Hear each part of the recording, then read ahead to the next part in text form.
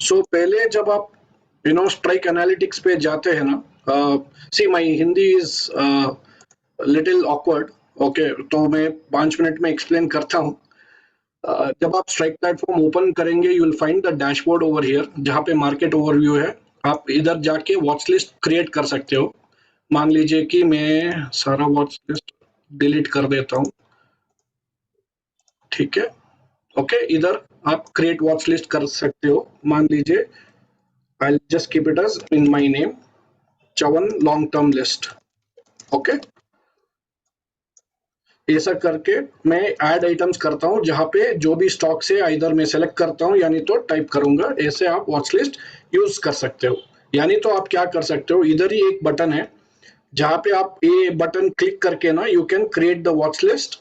Here also you can go create the watch list. ये जो icons है ये सब जगह पे मिलेगा, आगे जाके फ्यूचर्स मॉड्यूल में ऑलरेडी है, ये मिलेगा। ये दूसरा बटन जो है वो क्लिक करते ही ना वो स्टॉक सेक्शन पे चला जाता है, ठीक है, वो स्टॉक सेक्शन पे चला जाता है। तो ये दो आइकॉन्स आप यूज कर सकते हो। इधर गेनर्स लूजर्स सब कुछ है, एडवांस डिक्लाइन आप ऐसा क्लिक करके एक्सपैंड भी करके देख सकते हो। इधर हेल्प सेक्शन है जहाँ पे आपको सारा वीडियोस मिल जाएगा। आज सैटरडे, कल संडे है, थोड़ा देख लीजिए सारा वीडियोस। ओके, हमने पूरा एक्सप्लेन कर दिया है एंड आगे जाके वीडियोस भी हिंदी में करने के लिए कोशिश करेंगे। Okay, we'll do the videos in Hindi also. It's only in English right now, but we'll also make sure it comes in Hindi language also. Okay, इधर सारा वीडियोस है। ऑप्शंस में आप ये यूज कीजिए अभी, हाउ टू यू ये how to make the best use of strike OI, ये देख लीजिए, थोड़ा अच्छा है ये। हीट मैप्स भी देख लीजिए, सारा वीडियोस एक बार। Sentiment indicators is one of our USP, ये थोड़ा पढ़ लीजिए। इसमें यूज बहुत ही यूज हो जाता है कि आपको मार्केट ओवरबॉट या ओवरसोल्ड कैसे देखना है वो समझ में आ जाएगा इस वीडियोस में, थोड़ा आप देख लीजिए। द नेक्स्ट थिंग इज आप अगर रेस करना चाहते हो कोई टिकट तो इधर जाके रेस कर सकते हो। इधर सिस्टम अपडेट से जो भी हम नया नया लेके आ रहे हैं वो सब इधर अपडेट करते जाएंगे। अभी तो रेज ए टिकट में बहुत सारा रिक्वेस्ट आ रहा है हमको कि ये करो वो करो करके, बट हमारे पास बहुत कम डेवलपर्स है, हम जितना हो सके हम उतना कर रहे हैं अभी। And also one more thing is we have seen a system slowness in the last few days. Okay, वो क्योंकि हमारा सर्वर थोड़ा छोटा था, अभी बड़ा कर रहे हैं। इन द नेक्स्ट 1.5 weeks आप बहुत कुछ फर्क देख सकते हो स्पीड में सब जगह पे। हम RRG भी लेके आने वाले हैं इस महीने, already the development is in full swing. बहुत सारा स्कैनर्स भी लेके आने वाले हैं। यस, एंड इधर माई प्रोफाइल सेक्शन है जहाँ पे प्लान्स एंड बिलिंग्स में जाके आप सब्सक्राइब कर सकते हो, कोई भी सब्सक्राइब नहीं किया तो।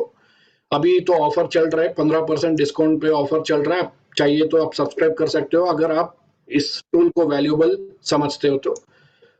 Please don't switch on the videos guys. या तो इधर डार्क मोड और लाइट मोड है, सेटिंग्स एंड प्रेफरेंसेस है, plans and billings and take it over है, ठीक है। इधर 3 डिवीजन पे हमने डिवाइड किया है, एक है डिस्कवर, एनालाइज और लर्न। डिस्कवर में हमारे पास स्कैनर्स है, इधर रोहित स्कैनर है, ठीक है। बहुत सारे लोग ने रिक्वेस्ट डाला है कि हमको 30 मिनट्स और 15 मिनट्स और 5 मिनट्स भी लेके आइए।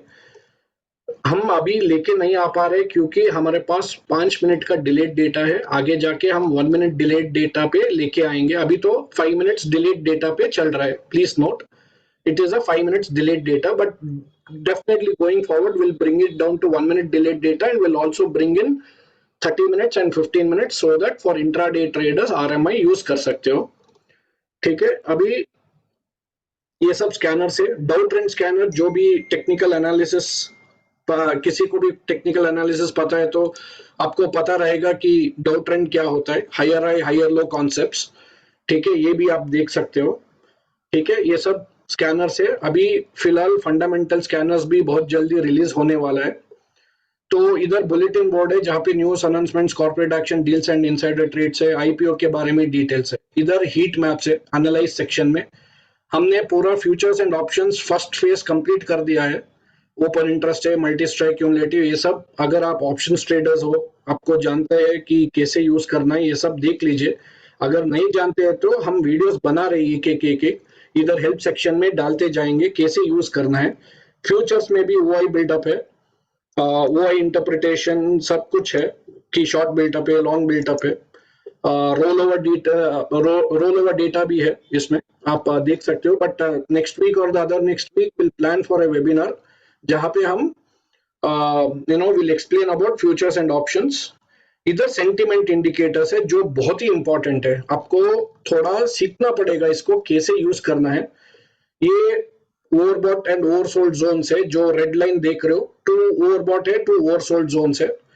बस आप हेल्प सेक्शन में जाके देख लीजिएगा कि कैसे यूज करना है, specially this FI net index future position is very important to find the overbought oversold zones. See how it, if the FI net index positions comes into oversold or overbought zones, the market goes exactly the same way. तो ये बहुत ही important है, अगर आपको जानना है तो कि मार्केट ओवरबॉट है या ओवरसोल्ड है, ऐसा यूज कर सकते हो। इसके बारे में भी एक वेबिनार करेंगे बहुत जल्दी हम लोग। सो सेंटिमेंट इंडिकेटर्स देख लीजिए, डिफ्यूजन इंडिकेटर्स भी है जहां पे percentage of stocks about 20 SMA 100 SMA कैसे है, परसेंटेज हम प्लॉट कर रहे हैं जहां पे हमको पता चल जाएगा कि मार्केट ब्रेड्थ कैसा है वो सब। सो ये भी हमने एक्सप्लेन कर दिया है, इसमें ही आप देख सकते हो डिफ्यूजन इंडिकेटर्स। इधर क्लिक करते ही ये वीडियो ओपन हो जाता है, आप देख लीजिएगा। ओके, एंड ये फ्यूचर्स में भी हमने ऑलरेडी वॉच लिस्ट क्रिएट करना शुरू की है, इसमें ही क्लिक करके आप वॉच लिस्ट क्रिएट कर सकते हो, यानी तो ये क्लिक करके आप स्टॉक सेक्शन के लिए जा सकते हो।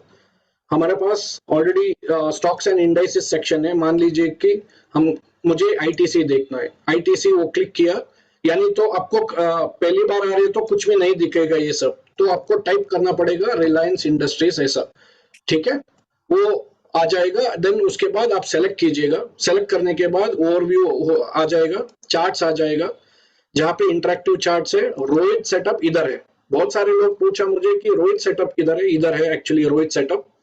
एंड स्ट्राइक वैल्यूएशन सेटअप जो सर एक्सप्लेन करेंगे रोहित जी आज, ये वो इधर है, ठीक है।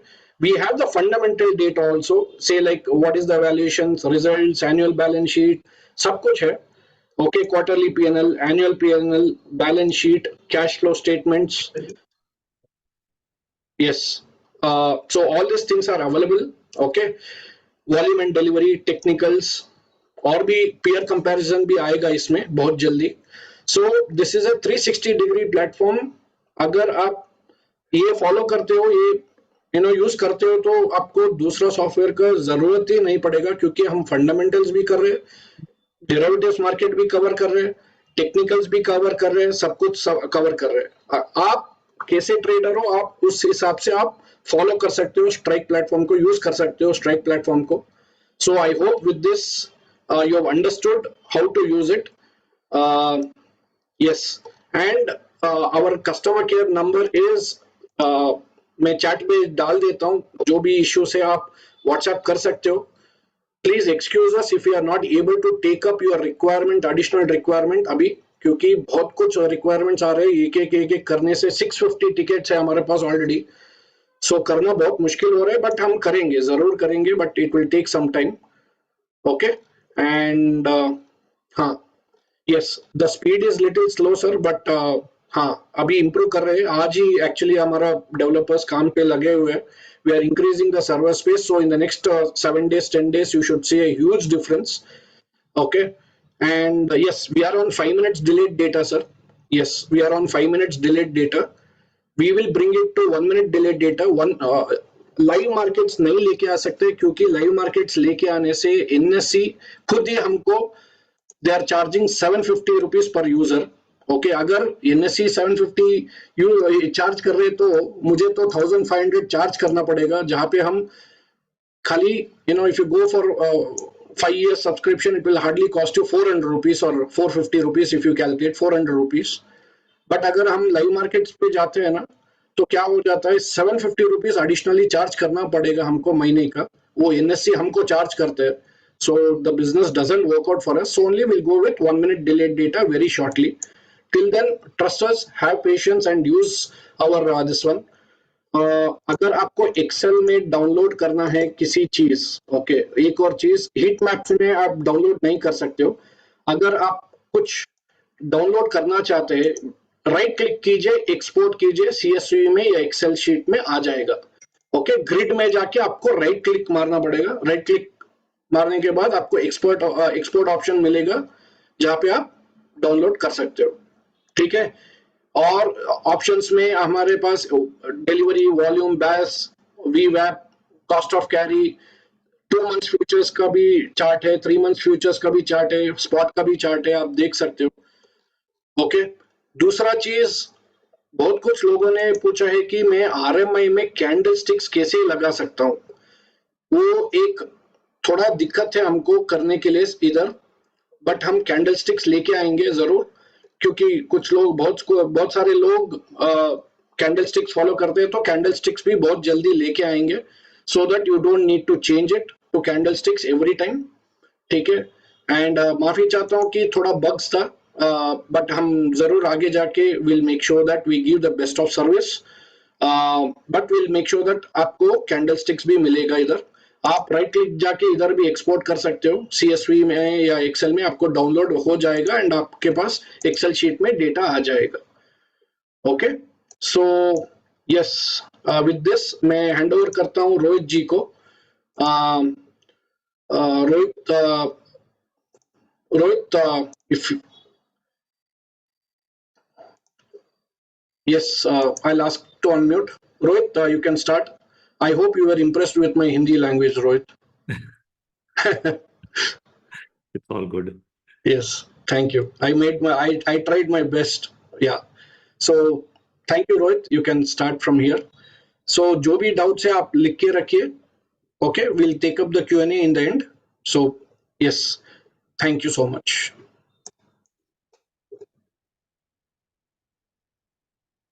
Oh, sorry. You have to share your screen, Rohit. Oh yeah. I was just closing some pages. Okay. So we're going to discuss RMI, and the first thing that you need to know about RMI, what we call the Rohit Momentum Indicator, is that it is an indicator. It's an indicator of momentum like many others, but with particular advantages. So we all know about MACD, we know about rate of change, we know about stochastics, we know about RSI. Now, some of them, like stochastics and RSI, are range bound, which means they go from 0 to 100, but others like MACD and ROC do not have any particular range. Rohit, Hindi, please. Hindi. Yeah. हाँ, तो जितने ये indicators हैं, इनमें कुछ range वाले होते हैं। आरएसआई और स्टोकेस्टिक्स जो है 0 से लेके 100 के बीच में घूमते हैं। और जो, एक सेकंड,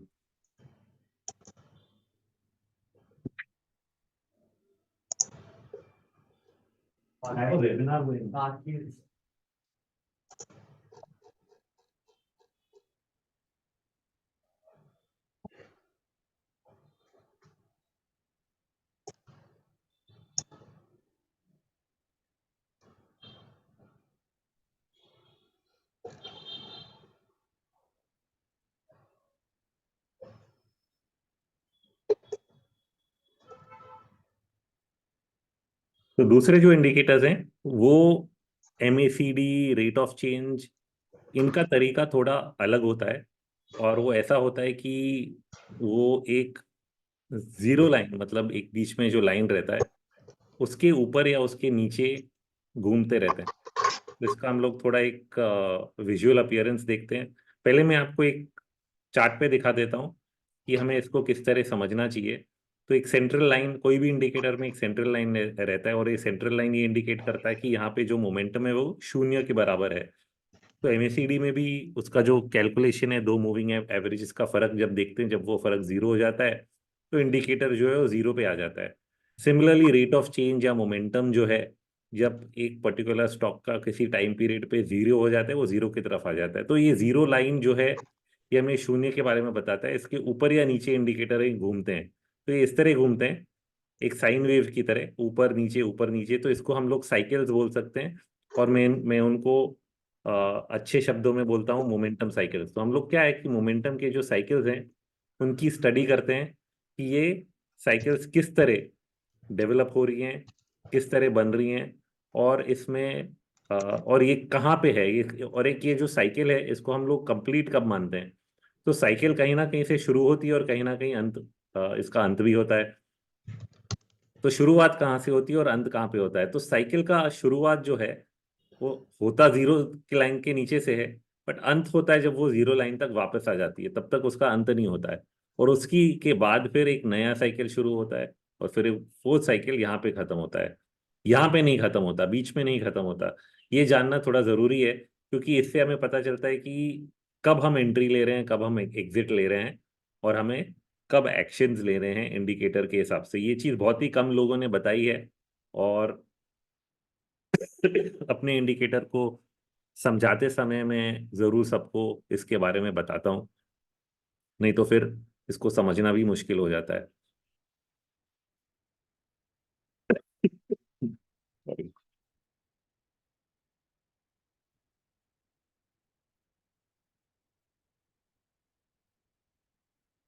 तो फिर से मैं इंडिकेटर को प्लॉट करता हूँ कि टिपिकली हम लोग जब किसी भी इंडिकेटर को प्लॉट करते हैं, दो रंग का इस्तेमाल होता है।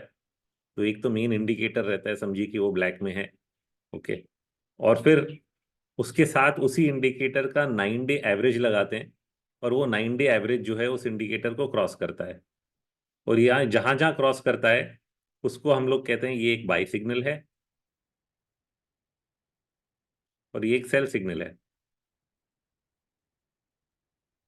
ओके। तो ये तो सिंपल एक्सप्लेनेशन हो गया कि ये बाय है और ये सेल है। बट मैंने जैसे बताया कि साइकिल तो पूरा जीरो पे आने के बाद ही खत्म होता है। तो सेल सिग्नल लेना कब है और इसका इस्तेमाल कैसे करना है, इसको थोड़ा और हम लोग डिटेल में समझेंगे, तो मोमेंटम इंडिकेटर का प्रॉपर इस्तेमाल आपको समझ में आएगा। और जैसे मैंने बोला, इसका विवरण बहुत ही कम लोग इस तरीके से करेंगे, क्योंकि बाय सेल तो पता है हमें, बट बाय को कहाँ तक होल्ड करना है, कब एक्सटेंशंस होती हैं, और मेन जो सिग्नल्स है वो कहाँ पे आते हैं। जैसे कि अगर तेजी का बाजार है, ओके, तो इसमें हम लोग क्या करें। बट तेजी का बाजार है ये हमें कैसे पता चला। तो एक और इसमें चीज जानने की जरूरत है कि टाइम फ्रेम्स हमेशा मल्टीपल होते हैं। डेली टाइम फ्रेम होता है, वीकली टाइम फ्रेम होता है, मंथली टाइम फ्रेम होता है। तो हमें जो जिस ट्रेंड में ट्रेड करना है, ओके, उस ट्रेंड के हायर टाइम फ्रेम से हम कुछ हद तक ये जानने की कोशिश करेंगे कि ट्रेंड क्या है। इसका कहने का मतलब ये है कि हायर टाइम फ्रेम का जो ट्रेंड है उसी के डायरेक्शन में हमें ट्रेड करना है। वो इसलिए करना है कि हमारी जो जीतने की प्रोबेबिलिटी है वो काफ़ी बढ़ जाती है। तो आप समझिए कि अगर आप शॉर्ट टर्म ट्रेडर हो, जिसको 5 से 10 दिन तक के ट्रेड, 5-6 दिन के ट्रेड लेने, 10 दिन भी नहीं, 5-6 दिन के समझिए ट्रेड लेने, तो उसको एक ये जो साइकिल बनता है जो मैंने अभी दिखाया, और जो जो इस चार्ट पे भी आपको दिख रहा है, तो मैं इसको दिखा देता हूँ। जैसे कि ये एक साइकिल है, ये डेली चार्ट का एक साइकिल है। डेली चार्ट्स पे जब ये जीरो से वापस जीरो तक आता है, ये करीबन 15 दिन, 20 दिन, 30 दिन तक ले सकता है। और यही चीज जब हम आवरली चार्ट पे देखते हैं तो 5-6-7 दिन में पूरा हो जाता है। तो एक साइकिल का एक समय होता है, और किस समय का आप ट्रेडिंग करना चाहते हैं वो सबसे पहले जानना जरूरी। तो अगर आप बोलते हैं कि 5-6 दिन की ट्रेडिंग करनी है, तो वो तो आर्ली चार्ट्स पे एक साइकिल पूरी होती है। और उसको, अगर उस पे आपको व्यू चाहिए, तो आपको डेली चार्ट पे एक डायरेक्शन लेना पड़ेगा। इसका मतलब ये है कि डेली चार्ट अगर बताता है कि तेजी का ट्रेंड है, तो आवरली चार्ट्स पे आपको तेजी ही खेलना है, मंदी नहीं खेलना है।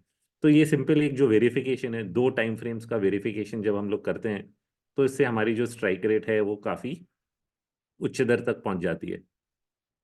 तो अगर हम लॉन्ग टर्म इन्वेस्टर हैं, क्या इसमें भी ये इंडिकेटर काम आता है? जवाब है हाँ। और इसको फिर आप हायर टाइम फ्रेम से कॉम्बिनेशन कर सकते हैं, जैसे कि वीकली और मंथली टाइम फ्रेम को कंबाइन कर सकते हैं। जो चीज़ मंथली में तेजी में है उसको वीकली में बाय या सेल कर सकते हैं। मतलब अगर मंथली में तेजी है तो बाय और एग्जिट करेंगे, शॉर्ट नहीं करेंगे। मतलब buy exit, buy exit, buy exit का ही सौदा रहेगा। आप खरीदोगे, आप उससे बाहर निकलोगे। शॉर्ट ट्रेड्स तब बनते हैं जब ओवरऑल ट्रेंड मंदी का होता है। अच्छा, मंदी के बाजार में ऐसा भी होता है कि बाजार कई बार गिरता है और फिर उसमें शार्प रिट्रेसमेंट्स आते हैं। तो मंदी के बाजार में कई बार लॉन्ग और शॉर्ट ट्रेड दोनों बन सकते हैं, बट तेजी के बाजार में दोनों नहीं बनते हैं, क्योंकि करेक्शंस जो हैं वो कंसोलिडेशन के फॉर्म में आते हैं, काफी साइडवेज मूवमेंट होती है।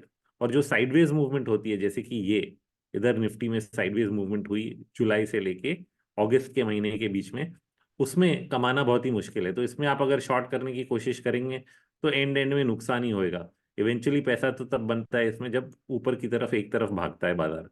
तो तेजी के माहौल में तेजी करना और मंदी के माहौल में मंदी करना, ये दो टाइम फ्रेम्स की मिलावट से काफी अच्छा हो जाता है। क्योंकि हायर जो टाइम फ्रेम है वो आपको कई समय बता देता है कि यहाँ पे आपको मंदी नहीं करनी है। तो ये हो गई एक बात।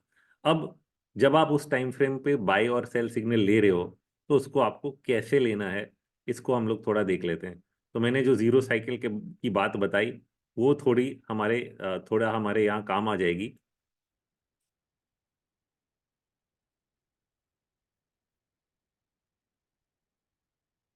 तो एक अप डाउन फेज को मैं बाजार का ले रहा हूँ, जहाँ पे थोड़े बहुत क्लीन सिग्नल्स हैं, ताकि मैं आपको कॉन्सेप्ट जो है, बेसिक कॉन्सेप्ट वो समझा पाऊँ। तो कॉन्सेप्ट ऐसा है कि अगर मुझे ब्रॉडली बाय करना है, तो कौन सा बाय सिग्नल सही है और कौन सा बाय सिग्नल गलत है। तो इसमें जो सही बाय सिग्नल है, जैसे कि यहाँ जो कि जीरो लाइन के नीचे से आया, ये सही बाय सिग्नल है। अब अगला बाय सिग्नल कहाँ पे आएगा, कि समझिए कि ये ऊपर गया, यहाँ पे सेल आ गया, हमने एग्जिट ले लिया। वहां से मुझे वापस बाय कब करना है? आपको बाय तब करना है जब ये पहले तो जीरो तक वापस आ जाए, और जीरो तक वापस आने के बाद अगर बाय सिग्नल आता है, ओके, चाहे ये इधर आए, इस केस में तो नीचे जाके यहाँ से आया, तो ये नेक्स्ट बाय सिग्नल जो है वो इंपॉर्टेंट बाय सिग्नल है। कई बार बीच में कुछ बाय सेल सिग्नल्स आ जाते हैं, उनका इंपॉर्टेंस थोड़ा कम हो जाता है। जैसे कि मैं थोड़ा अभी राइट हैंड साइड पे जाऊंगा और बताऊंगा कि इसको कैसे देखा जाए। यहाँ पे एक बाय सिग्नल आया, ओके, बट यहाँ पे भी एक सेल सिग्नल आया, उसके बाद यहाँ पे वापस बाय सिग्नल आया। अब ये जो बाय सिग्नल आ रहा है, ये वाला, ये तब आ रहा है जबकि ग्रीन लाइन जो है, जो इंडिकेटर है मेन आरएमआई, वो जीरो तक वापस आया ही नहीं। जीरो मतलब ये डॉटेड लाइन, ये डॉटेड लाइन तक वापस आया ही नहीं है। तो जब तक ये डॉटेड लाइन तक वापस नहीं आता है, जितने बाय सिग्नल्स हैं वो फॉल्स सिग्नल्स हैं, गलत सिग्नल्स हैं। इनफैक्ट पूरा जो ट्रेंड है यहाँ से लेके यहाँ तक अप ट्रेंड में ही रहता है, जब तक कि हम कोई लेवल नहीं तोड़ देते हैं। तो ये लेवल क्या होता है? या तो मैं इस लेवल को एक ट्रेंड लाइन से मेजर कर सकता हूँ, या तो इस लेवल को मैं किसी मूविंग एवरेज से मेजर कर सकता हूँ। तो अगर मैं ट्रेंड लाइन खींच देता हूँ इधर से लेके इधर तक, ओके, तो ये ट्रेंड लाइन ब्रेक यहाँ पे होती है। और अगर मैं मूविंग एवरेज का ही इस्तेमाल करूँ, क्योंकि यहाँ पे आप क्या देख रहे हो, रोहित ट्रेड सेटअप, इसमें हमने क्या डाला है, बॉलिंगा बैंड, जो कि टिपिकली एक 20 डे एवरेज के साथ बनता है, और 40 डे एक्सपोनेंशियल मूविंग एवरेज है, जो कि ये ब्लू लाइन है। तो ये जो रेड लाइन है या ऑरेंज लाइन जो आपको दिख रही है, 20 डे एवरेज, ये जब तक टूटती नहीं है, तब तक हमारे जितने यहाँ सिग्नल्स आ रहे हैं, इसको हम लोग कह रहे हैं कि ये शायद फॉल्स सिग्नल्स हो सकते हैं, क्योंकि भाव जो है वो टूट नहीं रहा है। ओके, बाजार ने सेल सिग्नल दिया इधर, बट भाव टूटा नहीं, तो ये सेल सिग्नल फॉल्स है। और ये जो ट्रेंड है अभी भी कंटिन्यूएशन में है। तो जब दोनों टूट जाते हैं, तभी हमारा एक्चुअल ट्रेंड रिवर्सल होता है, जो कि इधर हुआ है। इस सेल सिग्नल के बाद एक्चुअल ब्रेक हुआ है इधर, और उसके बाद एक्चुअल डिक्लाइन हुआ है। तो जब यहाँ पे सेल हो गया, तो उसके बाद वापस मुझे कब बाय करना है? तब बाय करना है जब पूरा जीरो की तरफ नीचे आने के बाद नेक्स्ट बाय जब सिग्नल आता है। ओके, तो दिस इज, ये ब्रॉड तरीका है जिससे कोई भी मोमेंटम इंडिकेटर का आप इस्तेमाल कर सकते हो। तो किसी भी फेज में कई बार एक्सटेंडेड रैलीज आती हैं, जैसे कि यहाँ आया, यहाँ पे एक बाय सिग्नल आया, उसके बाद कई बाय सेल हो रहे हैं, बट भाव जो है वो चलता जा रहा है। तो हमारा ऑब्जेक्टिव क्या होना चाहिए कि पूरा जो साइकिल है, जो कि जीरो से शुरू होता है, ओके, पूरा जो साइकिल है जब तक चल रहा है, उसे राइड करना है जब तक कि वो टूट नहीं जाता। तो इसको जब हम कंबाइन कर लेते हैं किसी भी एवरेज या ट्रेंड लाइन के साथ, तो पूरे को राइड करना आसान हो जाता है। और उसके बाद कौन सा सही सत्य वाला सिग्नल कौन सा है, क्योंकि जो इतने ऊपर वाले बाई सिग्नल आए जीरो लाइन के ऊपर बिना साइकिल को कंप्लीट करे, वो सत्य वाले नहीं है। तो इसमें एक और चीज आ जाती है कि हमें डिसिप्लिन मिल जाता है, कि हमें डिसिप्लिन से ट्रेड कैसे करना है। अभी कभी आप सोचोगे कि नहीं यार मुझसे मिस हो गया ये बाजार, मुझे लेना ही है, तो बट आरएमआई साइकिल किधर है? आरएमआई साइकिल तो जीरो तक आया ही नहीं। तो मगर अगर इसका मतलब है कि अगर मैंने ये मिस कर दिया, ये मूव यहाँ से शुरुआत हो गई, तो मुझे वापस लेने के लिए पूरे साइकिल का इंतजार करना पड़ेगा, सब कुछ मिस करना पड़ेगा। क्योंकि यहाँ बीच में अगर मैंने ले लिया और वहां से अगर बाजार घुस गया तो मैं फंस जाऊंगा। तो it sort of gives you patience कि हाँ ठीक है, मिस हो गया, अभी कुछ नहीं करेंगे, अगला जब क्लीन सिग्नल आएगा उसमें पार्टिसिपेट कर सकते हैं। एक दूसरा तरीका है, अगर आपको बीच में पार्टिसिपेट ही करना है तो फिर से वहीं जाना पड़ेगा, दो टाइम फ्रेम का इस्तेमाल। तो अगर डेली टाइम फ्रेम पे मुझे एक साइकिल में पार्टिसिपेट करना है बीच में से, तो आर्ली टाइम फ्रेम पे जाके उसका अगला बाई सिग्नल पकड़ना पड़ेगा। तो इसलिए दो टाइम फ्रेम्स के इस्तेमाल से ये काम हो सकता है। तो इसलिए यहाँ पे हमने चारों टाइम फ्रेम दिए, आर्ली, डेली, वीकली, मंथली, ताकि इस कॉम्बिनेशन को आप इस्तेमाल कर सकें। तो वीकली पे भी जाएंगे तो सेम तरीका रहेगा कि कई साइकिल्स जो हैं वो क्लीन रहते हैं, ऊपर से नीचे वापस बाय से लेके सेल वापस जीरो तक। और कुछ साइकिल्स में यहाँ बीच में एक सेल या बाय आ जाता है, बट वो अगर एवरेजेस को नहीं तोड़ रहा है तो वहां से वापस मार्केट एक्सटेंड कर जाता है। तो इसी तरह ये पूरा जो साइकिल था तेजी का 2020 के बॉटम से, वो पूरे साइकिल को आप यहाँ से अगर मैं इसको बाय पकड़ूं तो यहाँ से पूरे ने इसने कहीं पे भी टूटा नहीं, कहीं पे भी ब्रेकडाउन नहीं आया, और फाइनली ब्रेकडाउन इधर ही आया अक्टूबर 2021 के बाद। तो ये जो सेल सिग्नल आया इस पॉइंट पे, ये सबसे रेलेवेंट सेल सिग्नल हो गया।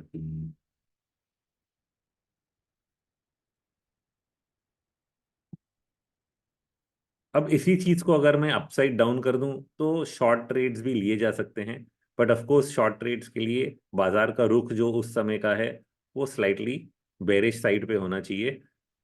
इसको भी हम लोग एक आध एग्जांपल में देख लेते हैं। जैसे कि ये सेल सिग्नल आ गया इधर, यहाँ से सेल में है, तो यहाँ से जब बाजार सेल में है, ओके, और नीचे की तरफ जा रहा है, तो इसके जो डेली ट्रेड्स में सेल शॉर्ट शॉर्ट ट्रेड्स आते हैं इधर कई बार, तो उसको हम लोग देख सकते हैं। तो अभी इसी टाइम फ्रेम के डेली मूवमेंट्स को हम लोग ध्यान में रख लेते हैं।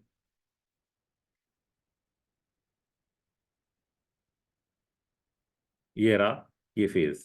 तो यहाँ पे सेल में जब आ गया, डेली टाइम फ्रेम में कहाँ कहाँ पे सेल सिग्नल्स आए हैं, इधर आए हैं, राइट,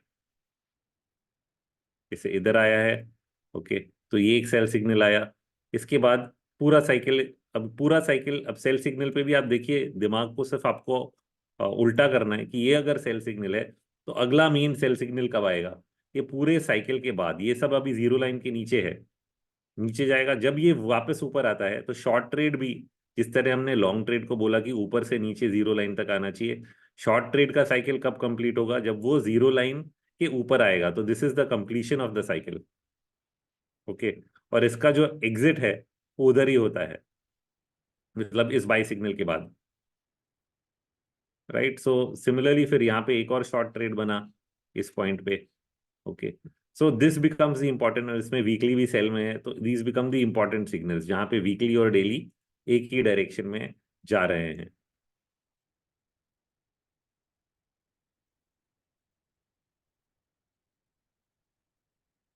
अच्छा, फिर से ये सवाल कुछ लोगों का उठेगा बाद में जाके कि हाँ ठीक है, ये बाइसेल सिग्नल्स तो सही हैं, तो इसको हम लोग जरा बैक टेस्ट कर लें, क्या इंडिकेटर काम करता है? तो इसका जवाब मैं अभी से दे देता हूँ, बाद में कोई और आके फिर से पूछे तो मैं उसका जवाब फिर वापस नहीं देना पड़ेगा। और जवाब बहुत ही सिंपल है, ये एक इंडिकेटर है। इंडिकेटर जो है वो इंडिकेटर की तरह काम करता है। अगर मैं कोई भी इंडिकेटर निकालूं और उसको मैथमेटिकली टेस्ट करूं, ओके, तो उसका परफॉर्मेंस रेशियोज जो है वो कहीं ना कहीं अटकता है। वो क्यों अटकता है? क्योंकि जो मैथमेटिकल कैलकुलेशंस होते हैं वो इस कॉन्सेप्ट को, जैसे हमने मल्टी टाइम फ्रेम एनालिसिस की बात करी, कहाँ पे कौन से ट्रेड नहीं लेने, वो हम नहीं देखते। हम लोग ये देखते हैं कि हर बाई सेल सिग्नल को ट्रेड ही करना है, हर बाई सेल सिग्नल को टेस्ट करना है। तो थोड़ा बैक टेस्टिंग उसमें मुश्किल हो जाती है, करना इतना आसान नहीं है। बट इस चीज़ को मैं करीब 30 साल, 30 या अराउंड 1996 में मैं सबसे पहले फॉर्मुलेट किया इसको, इंडिकेटर को अलग तरीके से, कि मुझे कुछ फास्टर इंडिकेटर चाहिए और डायरेक्शनल, जो कि तेजी में रहे और मंदी में मंदी।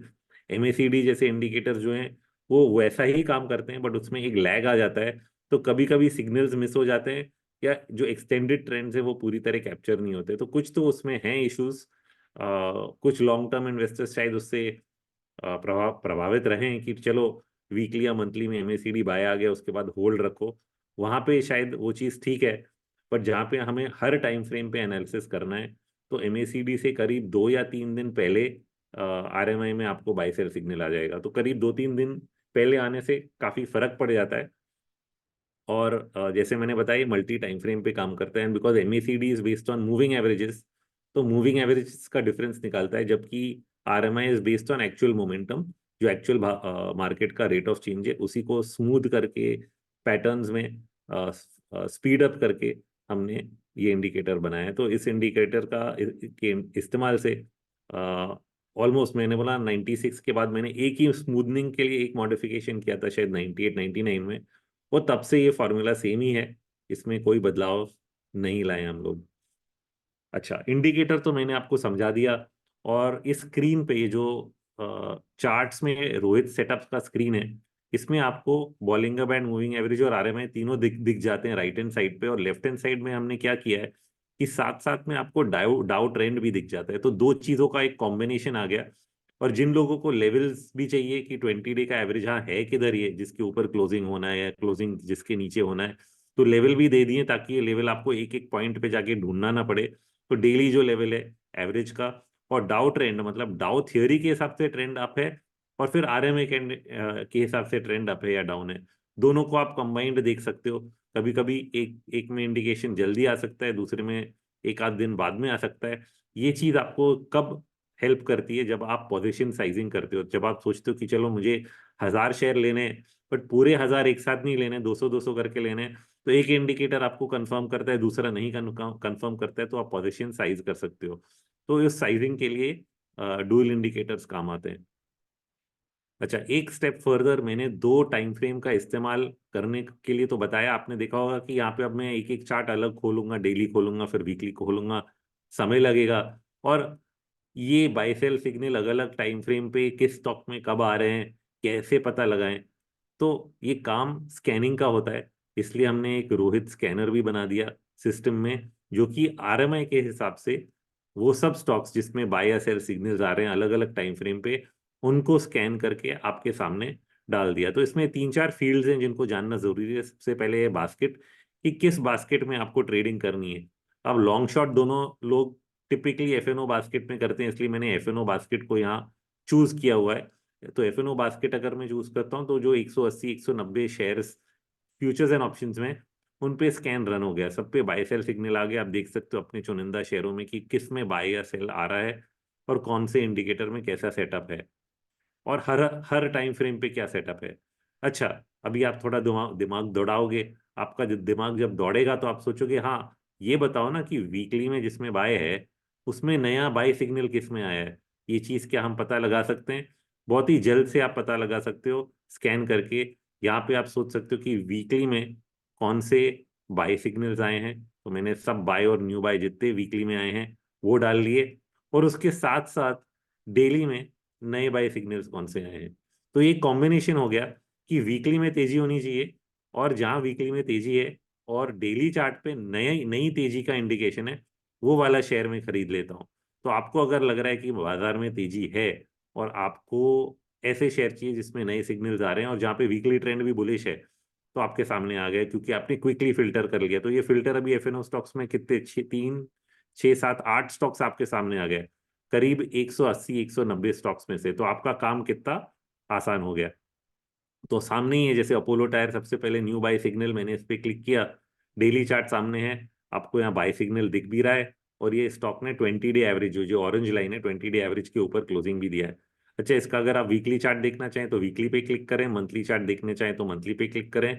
सब में पता चल जाएगा कि साइकिल किधर है, कितने दिनों से बाय में चल रहा है, और अपने एवरेजेस या बैंड से कितने दूर है या पास है, रेजिस्टेंस या सपोर्ट जो है वो दूर है या पास है। तो जैसे अपोलो टायर है, उसके वीकली चार्ट में से दिख रहा है कि अपर बैंड से साइडवेज जाके थोड़ा कंसोलिडेशन हो चुका है, और अगर ये ऊपर की तरफ निकला तो वापस अपर बैंड तक जा सकता है। अच्छा, वीकली का अभी भी बाय सिग्नल बरकरार है, तो डेली के चार्ट पे जो बाय सिग्नल है वो प्ले आउट कर सकता है। तो इस तरह का एनालिसिस आप सोच विचार करके अपने लिए अप्लाई कर सकते हैं। तो इसमें कई जैसे आए हैं, अब ये 6-7 आए इस सेटअप पे।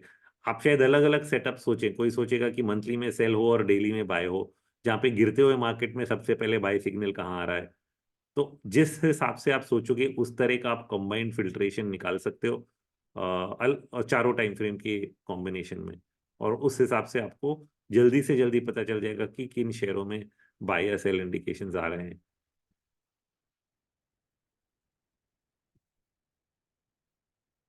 तो किसी भी स्टॉक का अगर आपको रोहित सेटअप देखना है, बहुत ही सिंपल है कि आप स्टॉक का नाम ऊपर टाइप कर लें। ओके, तो अगर आपने बोला चलो पीटीसी इंडस्ट्रीज, उसके चार्ट्स पे क्लिक करेंगे। चार्ट्स पे क्लिक करते ही आपको एक ड्रॉप डाउन मेनू मिलेगा। सबसे पहले इंटरेक्टिव चार्ट खुल जाता है, उसके नीचे रोहित सेटअप आ जाता है, और उसके नीचे अगर आप जाओगे तो आपको स्ट्राइक वैल्यूएशन सेटअप आएगा। तो ये स्ट्राइक वैल्यूएशन सेटअप में भी आरएमए का इस्तेमाल होता है, और वो हम लोग भी आपको समझा देते हैं कि उसका इस्तेमाल कैसे होता है। कि वैल्यूएशंस तो सबने सुने हैं, बट कई बार लोगों ने वैल्यूएशन के जो चार्ट्स हैं शायद देखे नहीं होंगे, और ये एक बहुत ही यूनिक फीचर है जो हमने जितने एनएसई के लिस्टेड स्टॉक्स हैं उनके मल्टीपल वैल्यूएशन पैरामीटर्स के चार्ट्स बना दिए हैं। तो आप चुन सकते हो कि आपको कौन सा वैल्यूएशन पैरामीटर चाहिए, earnings yield, market cap, EV by sales price, price to book और पी रेशो। ये पांचों में से आप कुछ भी चुन सकते हो और उसका हिस्टोरिकल चार्ट प्लॉट कर सकते हो। वो करने के बाद, अच्छा इस चार्ट पे आने के पहले मुझे एक और चीज़ याद आई जो मैं आपको स्कैनर्स पे बता दूं कि एक तो मैंने आपको बास्केट के बारे में बताया, और दूसरा यहाँ पे आप देख रहे हैं लाइव और लास्ट कैंडल क्लोज। इसका मतलब क्या है? एक तो होता है लाइव बाजार, जो कि जैसे कि अभी अगर बाजार ऑन है, चालू है और चल रहा है, अगर लाइव मार्केट चल रहा है और मुझे देखना है कि इस पर्टिकुलर घंटे में मतलब समझिए कि 9 बजे या 9 के 10 बजे, उस समय पे 10 बजे के पहले कौन से बाई सिग्नल्स आ रहे हैं, या फिर अगर डेली चार्ट है तो डेली चार्ट पे आज कौन सा बाई क्रॉसओवर आने वाला है, मतलब 3:30 बजे बाजार बंद होने के पहले किसमें बाई सिग्नल आने वाला है, वो मैं लाइव मोड में देख सकता हूँ। बट अगर मुझे सुबह सुबह 9 बजे ये जानना है या शाम के 6 बजे ये जानना है कि पिछले दिन के जो क्लोजिंग प्राइस थी उस पे कौन से बाई सिग्नल्स आए थे, तो then I go for last candle close. अच्छा, शाम को भी लाइव मोड ही रहेगा। अगले दिन अगर हो गया, अगले दिन सुबह अगर हो गई, तो लास्ट पे जाना पड़ेगा, ताकि पिछले दिन के जो ट्रेड्स हैं, जब एक बार बाजार खुल गया ओके और नया कैंडल बनना शुरू हो गया, बट आपको जानना है कि नहीं कल के जो कैंडल था जो कि बंद हो चुका था उस पे कौन से बाई सिग्नल्स आए थे, तो आप लास्ट कैंडल क्लोज पे जाएंगे तो कल वाले बाई सिग्नल्स आ जाएंगे। तो ये फर्क है कि कल के बार पे आपको बाई सिग्नल्स देखने की, आज का जो लेटेस्ट प्राइस है उस पे सिग्नल देखना है।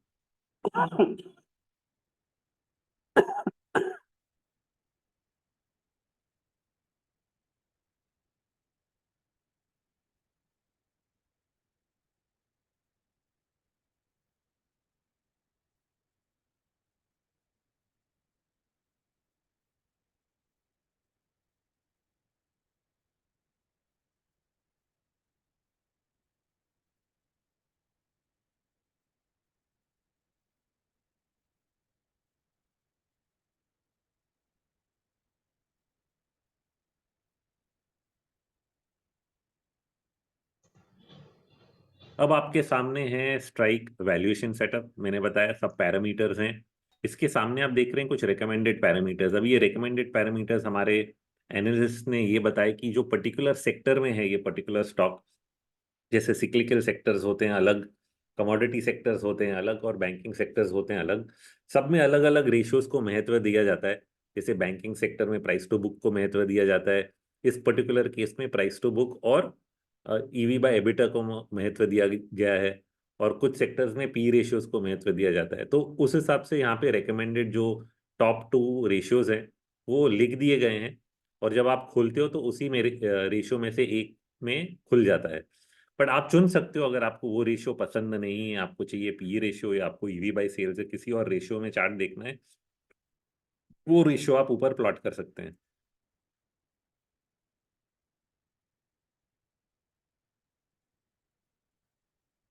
अच्छा, रेशियो प्लॉट करते हैं तो आप देखिए यहाँ पे 3 चार्ट हैं। सबसे पहले ऊपर ऑरेंज लाइन जो है ये एक्चुअल प्राइस है, रिलायंस इंडस्ट्रीज का शेयर प्राइस है। सेकंड इंडिकेटर आरएमआई, जिसके बारे में हमने काफी हद तक डिस्कशन किया है, तो आरएमआई इंडिकेटर प्लॉट कर दिया। और सबसे नीचे जो है डेली वैल्यूएशन है कंसोलिडेटेड अर्निंग्स का। यहाँ पे राइट हैंड साइड पे आप देख रहे हैं कंसोलिडेटेड या स्टैंड अलोन अर्निंग्स, जो आपको चाहिए वो आप ले सकते हो और उस हिसाब से प्लॉट कर सकते हो। अच्छा, दूसरी चीज, 1 ईयर पे खुलता है ये चार्ट। अगर आपको लॉन्गर टाइम फ्रेम चाहिए तो आप 3 ईयर क्लिक कर सकते हैं, तो 3 साल का चार्ट खुलेगा। पर जैसे हम लोग टाइम फ्रेम बदल देते हैं, हमने ऐसा किया है कि जब 1 ईयर का टाइम फ्रेम रहता है तो चार्ट को डेली पे सेटअप किया है। आप जरूर वहां बदल के वीकली पे भी जा सकते हो, बट डेली पे सेटअप किया ताकि जो शॉर्ट टर्म, जो अगर 1 साल का ही भाव देख रहा है तो शॉर्ट टर्म साइकिल्स को देख रहा है कि मोमेंटम के जो 1 साल के साइकिल्स हैं वो कैसे घूम रहे हैं और उसके साथ साथ वैल्यूएशन कैसे घूम रहा है। अब ये हमने ऐसा क्यों किया है, क्योंकि सबसे पहले वैल्यूएशन स्क्रीन को समझें कि वैल्यूएशन जो है सबसे बॉटम पे, इसके इसमें 3-4 लाइन आपको दिखेंगी। सबसे ऊपर की जो रेड लाइंस है और नीचे की ग्रीन लाइंस है, ये 1 और 2 स्टैंडर्ड डिविएशंस दिखाती हैं। मतलब जो पूरा वैल्यूएशन है, ये 1 साल का वैल्यूएशन का डेटा है, इसका 1 स्टैंडर्ड डिविएशन किधर है, ये रेड लाइन पे, और 2 स्टैंडर्ड डिविएशन कहाँ है, ये पर्पल लाइन पे। नीचे भी लाइट ग्रीन और dark green, -1 standard deviation, -1 2 standard deviation. अभी ये सब का मतलब क्या है?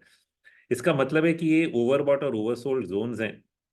कई बार जब भाव बहुत ज्यादा बढ़ जाता है तो 1 साल का जो जोन है, 1 साल का जो रेंज है, इसमें हाईएस्ट पॉइंट क्या है स्टैंडर्ड डिविएशन के हिसाब से, वो दिखाया गया है। तो इस पॉइंट पे जब भाव आ जाता है तो बहुत ही ज्यादा ऊपर चला गया या बहुत ही ज्यादा नीचे चला गया वैल्यूएशन के पर्सपेक्टिव से और स्टैटिस्टिकल मेजर के हिसाब से। आफ्टर ऑल स्टैंडर्ड डिविएशन जो है वो एक स्टैटिस्टिकल मेजर है। तो स्टैटिस्टिकल मेजर के हिसाब से बहुत ज्यादा ऊपर या नीचे क्या चला गया है, इसको हम लोग मेजर करते हैं। फिर इसको आरएमआई के साथ हमने इसलिए प्लॉट किया है ताकि हम ये देख सकें कि चलो वैल्यूएशन तो ज्यादा हो गया, बट टेक्निकल सेल सिग्नल आ रहा है क्या। क्योंकि ये तो सब लोग जानते हैं ना कि तेजी के बाजार में क्या होता है, वैल्यूएशन ज्यादा है तो क्या फर्क, भाव तो चलता ही जा रहा है। तो भाव अगर चलता जा रहा है तो मुझे क्या करना है, मुझे क्यों उस सेल सिग्नल को इंपॉर्टेंस देनी है। तो जब तक कि वैल्यूएशन बहुत ही ज्यादा नहीं हो जाते तब तक हम आरएमआई के सेल सिग्नल को इंपॉर्टेंस नहीं देते। तो यहाँ पे हम लोग वैल्यूएशन को आरएमआई के साथ कंबाइन कर रहे हैं लॉन्ग टर्म या शॉर्ट टर्म इन्वेस्टमेंट ट्रेडिंग के लिए। जो लोग को इन्वेस्टमेंट के वैल्यूएशन के हिसाब से ट्रेडिंग करनी है बट मोमेंटम को भी ध्यान में रखते हुए, उनके लिए ये जो सेटअप है वैल्यूएशन स्ट्राइक वैल्यूएशन सेटअप, ये बहुत ही जोरदार तरीके से काम आएगा। तो जैसे मैंने बताया, हर टाइम फ्रेम के लिए अगर आप 1 ईयर शॉर्ट टर्म ट्रेडर हो तो डेली मोमेंटम साइकिल्स पे ट्रेड कर रहे हो। अगर आपका टाइम फ्रेम थोड़ा बढ़ जाएगा तो आप लॉन्गर टाइम फ्रेम में जाओगे। तो 3 साल का जब हम चार्ट प्लॉट करते हैं तो ऑटोमेटिकली वो वीकली चार्ट पे खुलता है और वीकली चार्ट पे फिर हम लोग वीकली जो मोमेंटम साइकिल्स हैं उनको देख पाते हैं। तो ये वीकली चार्ट खुल गया, तो वीकली चार्ट पे आप देखोगे लॉन्गर साइकिल्स हैं। चार्ट रिलायंस का भी वीकली हो गया, इसमें अभी 3-4 साल का प्राइस डेटा प्लॉट हो गया है। ओके, तो 3-4 साल के प्राइस डेटा पे कई बाई सेल सिग्नल्स है, जैसे कि यहाँ यहाँ यहाँ, बट ये सब बाई सेल सिग्नल्स तब नहीं आ रहे हैं जब वैल्यूएशंस पीक रेंज पे हैं। तो जैसे यहाँ पे आप देख रहे हो पीक रेंज पे कब पहुंचा, या टॉप पर्पल लाइन पे इधर पहुंचा था, और यहाँ पे पहुंचने के बाद यहाँ पे सेल सिग्नल आया। तो ये सेल सिग्नल जो है वो ज्यादा जरूरी था स्टॉक के लिए। और वैसे ही जब ये नीचे आ गया 1 स्टैंडर्ड डिविएशन के नीचे, तो या तो आप 1 स्टैंडर्ड डिविएशन पे कॉल लेंगे कि नेक्स्ट बाई सिग्नल पे मुझे तेजी करनी है, या फिर 2 स्टैंडर्ड डिविएशंस पे लेंगे। 2 बार एंट्री भी कोई सोचने की कर सकता है कि कभी कभी एक बार बाई सिग्नल आया, उसके बाद वापस 2 स्टैंडर्ड डिविएशन तक गिर गया, दोबारा बाई सिग्नल आया, तो 2 एंट्री हो जाती हैं। अपने हिसाब से आप प्लान बना सकते हैं कि मुझे क्या करना है। तो जैसे यहाँ सबसे पहले 1 स्टैंडर्ड डिविएशन पे यहाँ गिरा, उसके बाद यहाँ यहाँ से गिर रहा है, पर 2 स्टैंडर्ड डिविएशन तक अभी भी पहुंच नहीं पाया, और उसके बाद वापस दोबारा यहाँ पे बाई सिग्नल आया। तो ये 2 बाई सिग्नल्स हो गए इसके, सबसे पहले इधर और सबसे पहले और दूसरी बार इधर। और फिर से और हायर टाइम फ्रेम में चले जाते हैं, तो इसी चीज में अगर मैं 5 ईयर्स करता हूँ तो 5 साल का चार्ट प्लॉट हो जाता है वीकली पे, और जब मैं 10 ईयर्स करता हूँ तो ये मंथली में शिफ्ट हो जाता है, क्योंकि टाइम फ्रेम बढ़ गया है। और ये अभी 10 साल का चार्ट या 2012 से प्लॉट हो रहा है, और इस चार्ट में मंथली जो इसके साइकिल्स हैं वो मैं देख पाता हूँ।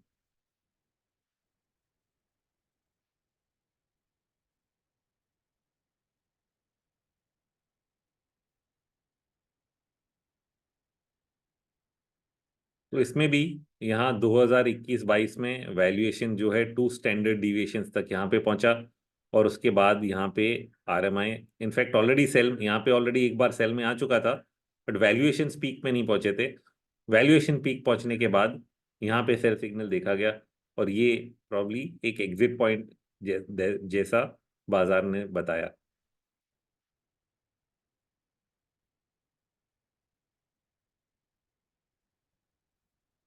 Rohit, there's a lot of request for Nifty 50 if you can do the same.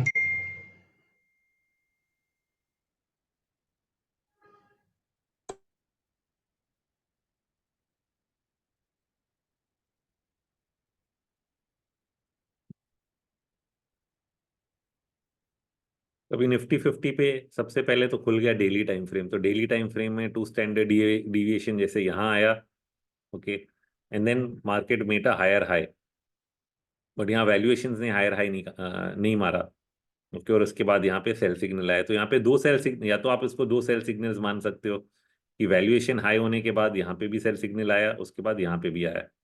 एक और तरीका इसको देखने का कुछ लोगों के लिए थोड़ा कॉम्प्लेक्स होगा, बट जिन्होंने इंडिकेटर यूज किया है कि अगर मार्केट एक हायर हाई बनाता है और वैल्यूएशन आपका हायर हाई नहीं बनाता है, तो ये एक नेगेटिव डाइवर्जेंस है, क्योंकि इसका मतलब है कि भाव तो ऊपर चले गए बट अर्निंग्स ने उतना ग्रोथ अभी तक दिखाया नहीं है। और जब वो चीज़ नहीं हुई है तो it is sort of a divergence in the valuation. और उसके बाद का जो सेल सिग्नल है जो कि यहाँ आया, that was slightly relevant in getting a correction. तो ऐसे भी हो सकता है, कभी कभी बॉटम या टॉप पे आप डाइवर्जेंसेस आ जाते हैं। सिक्लिकल स्टॉक्स में टिपिकली डाइवर्जेंसेस ज़्यादा देखे जाते हैं, क्योंकि वहाँ पे लेट स्टेज अर्निंग्स ग्रोथ होती है, जबकि भाव जो है वो टॉपिंग प्रोसेस में आ जाता है। तो बहुत ज़्यादा अर्निंग्स ग्रोथ होने से भी वो वैल्यूएशन कम हो जाता है। तो एक अलग ही पैटर्न आ जाता है सिक्लिकल कंपनियों में। अभी मैं इसको फिर हायर टाइम फ्रेम में जाता हूँ, 3 ईयर में गया, ओके, तो 3 ईयर में कुछ ज़्यादा दिख नहीं रहा है। तो 3 ईयर से हम लोग 5 ईयर में चले जाते हैं और 10 ईयर में चले जाते हैं।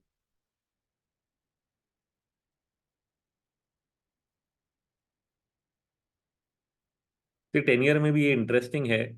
जैसे हमने अभी डिस्कस किया कि वैल्यूएशन डाइवर्ज कर जाते हैं। वैल्यूएशन यहाँ बहुत सबसे हाई था। अच्छा, एक रीजन ये वैल्यूएशन यहाँ गिरने का ये भी था कि उन्होंने वैल्यूएशन का मेथड चेंज कर दिया था, कंसोलिडेटेड, ओके। तो ये जो पी रेशियो आता है एनएसई से निफ्टी का, वो एनुलाइज से consolidated, I mean stand alone से कंसोलिडेटेड में चला गया, तो सबसे पहले यहाँ गिरा। उसके बाद अर्निंग्स ग्रोथ काफी स्ट्रांग थी, तो अर्निंग्स ग्रोथ स्ट्रांग होने से एक वैल्यूएशन डाइवर्जेंस बनता गया। But as we see momentum buy mode में ही है, बाय मोड में ही है, और उसका एक्चुअल सेल सिग्नल जो है काफी बाद में आया।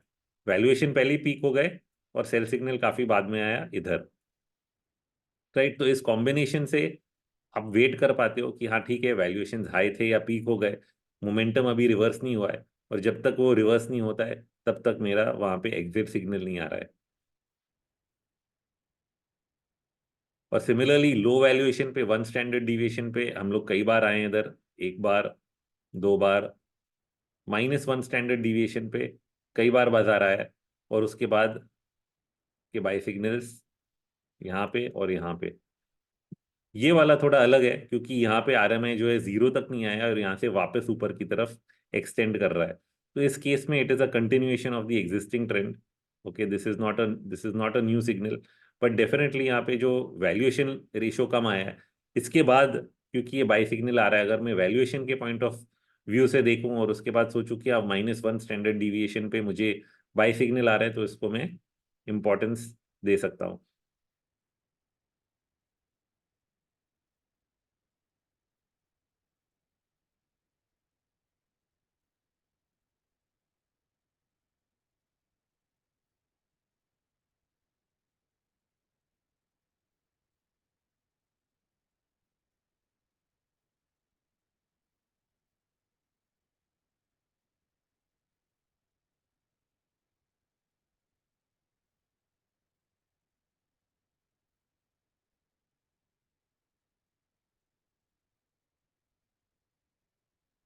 तो अभी तक हमने देख लिया कि आरएमआई क्या होता है, आरएमआई का स्कैनिंग कैसे करें, और आरएमआई को वैल्यूएशंस के साथ कैसे इस्तेमाल करें।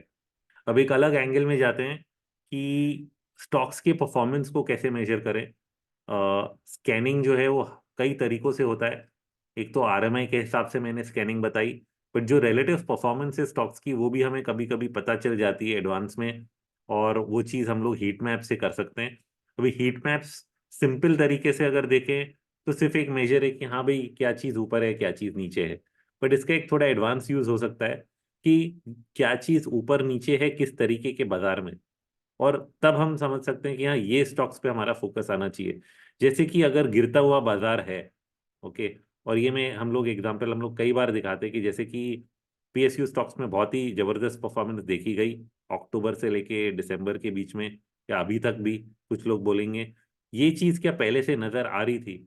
और सिंपल है कि सितंबर और अक्टूबर के बीच में जो करेक्शन आया, ओके, उस बीच का अगर हम लोग समय निकालें और देखें कि बाजार तो गिर रहा था, सबसे आउट परफॉर्मिंग स्टॉक या सेक्टर कौन सा था, तो अगर हम लोग डेट्स डाल देते हैं उस समय के, ओके, जब वो करेक्शन हो रहा था, करीबन आई थिंक 20 से लेके 20 पूरे टाइम पीरियड का है, ओके। तो हम लोग इसमें जब देखते हैं कि टॉप सेक्टर क्या है जो सबसे कम गिरा, okay, and that is actually realty and CPSE, real estate and public sector was on top, और यही सबसे बेस्ट परफॉर्मिंग सेक्टर बाद में बन गए। तो ऐसे बहुत एग्जांपल है, ये तो एक मैंने निकाला है। आप किसी भी टाइम पीरियड के करेक्टिव फेज में देखेंगे बेस्ट परफॉर्मर्स को, और सिमिलरली जो किसी टाइम फ्रेम, अभी जैसे सबसे करंट टाइम फ्रेम है, मार्केट तेजी में है, ओके, हम लोग को लग रहा है काफी समय से कि हाँ भाई गिरेगा गिरेगा, बट वीकनेस किधर है, तो मैं अगर टाइम फ्रेम डाल देता हूँ कि जैन से लेके फेब तक का एक हम लोग टाइम फ्रेम पकड़ लेते हैं, बोलिए करीब 10 जैन से लेके 22 फेब तक मैं टाइम फ्रेम ले लेता हूँ और अप्लाई कर देता हूँ। तो इसमें अगर देखें कि चलो ये तेजी का माहौल जरूर है, बट इसमें सबसे वीकेस्ट सेक्टर कौन सा है, मीडिया, प्राइवेट बैंक्स, तो ये हमें बताते हैं कि ये सबसे वीक सेगमेंट्स है। तो अगर मुझे मंदी ढूंढनी है तो कहाँ पे ढूंढनी है, तो इन्हीं वीक सेक्टर्स में ढूंढनी है। So this kind of advance analysis कि कहाँ पे एक्शन लेना चाहिए, कि कई बार हम लोग सोचते हैं जो चीज चल रही है उसी को ठोको, लोग सोचते हैं जो चीज गिर गई उसी को खरीदो, मतलब जो चीज 90% गिर चुकी है उसको खरीदने जाते हैं, बट हमेशा ऐसा नहीं होता कि उसमें सबसे बड़े रिटर्न्स होए। हाँ, कई ऐसे स्टॉक्स हैं पिछले 6-7 साल में जो 90-90% गिर गए हैं, 10 रुपये 15 रुपये भाव चल रहा है, पूरी बुल मार्केट हो गई अभी तक वो चल नहीं रहे, तो क्या फायदा हुआ। तो always it is not a good strategy to chase the worst for a buy and the best for a short. The ideal strategy sometimes is to short weakness and to buy strength. और ये चीज कहाँ पे strength है और कहाँ पे weakness है, बाजार के हिसाब से, उस टाइम फ्रेम के हिसाब से मेजर करके फिर सोचना कि हाँ ये सेक्टर्स में स्ट्रेंथ है, तेजी करनी है तो इसमें करनी है क्योंकि ये स्ट्रांग है। अब इसका ये मतलब तो नहीं है कि कॉन्ट्रेरियन स्ट्रेटजीज नहीं होती हैं, बट ये जो है आपको सही समय पे सही साइड पे रखता है और गलत साइड पे रहने से काफी बचा लेता है। And that is why it is a from a trading point of view ये स्ट्रैटेजी काफी काम आती है। In fact even investment point of view, अगर हम लोग 3-4 साल का अगर कोई भी बेयर मार्केट पकड़े और देखें कि हाँ चलो इस फेज में सबसे बेस्ट या वर्स्ट परफॉर्मेंस किसका था, तो कई बार शायद हमें कुछ हिसाब मिल जाए कि हाँ ये सेक्टर है या ये पर्टिकुलर स्टॉक्स हैं जो कि सबसे कम गिरे ड्यूरिंग दिस फेज, जबकि बाजार नीचे था। 2 साल 3 साल का आप टाइम फ्रेम डाल लो कस्टम डेट्स में, और वो 2-3 साल के टाइम फ्रेम में जो सबसे ज्यादा नहीं घटा जबकि बाजार घट रहा था, वो आउट परफॉर्मिंग स्टॉक्स या सेगमेंट्स अगले तेजी में शायद सबसे ज्यादा तेजी दिखाएं। तो इस तरह का एनालिसिस जो है वो आप हीट मैप्स के हिसाब से कर सकते हैं, शॉर्टलिस्ट कर सकते हैं, और वो शॉर्टलिस्टिंग में से फिर of course you can further fine tune, एक एक चार्ट खोल के स्टॉक का आप फाइन ट्यून कर सकते हो कि कौन सा स्टॉक अच्छा है। और उसको खोलने के लिए आपको कुछ ज्यादा नहीं करना है, सिंपली ये जो स्टॉक इधर लिखा है जैसे आरबीएल पे मैं क्लिक करूंगा तो आरबीएल का चार्ट अपने आप खुल जाएगा, और उसमें आप या तो इंटरेक्टिव चार्ट, वैल्यूएशन सेटअप या रोहित सेटअप, तीनों को देख के जज कर सकते हैं कि भाई ये स्टॉक जो है अपने वैल्यूएशंस के हिसाब से कहाँ पे है। तो 1 ईयर टाइम फ्रेम पे 2 स्टैंडर्ड डिविएशन पे है, 1 स्टैंडर्ड डिविएशन पे, 5 ईयर टाइम फ्रेम पे कहाँ पे है, और क्या एक्शन में मुझे उस हिसाब से लेना है।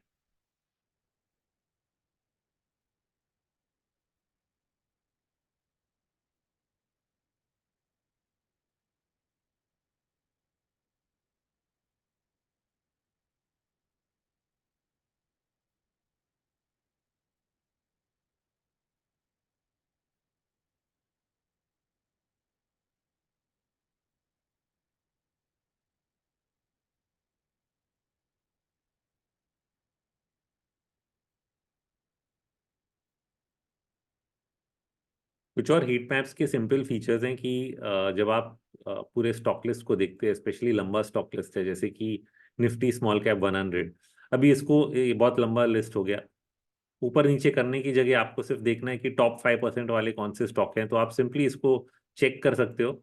ओके, तो टॉप 5 या 2 to 5% वाले कौन से स्टॉक्स हैं आपको सामने पे फिल्टर हो जाएंगे बहुत ही इमीडिएटली। और आपको अगर बॉटम के देखने हैं तो बॉटम का लिस्ट कर लो, तो वो फिल्टर हो जाएगा कि बॉटम में देखो -5 में कुछ है ही नहीं, -2 में अच्छा ये है।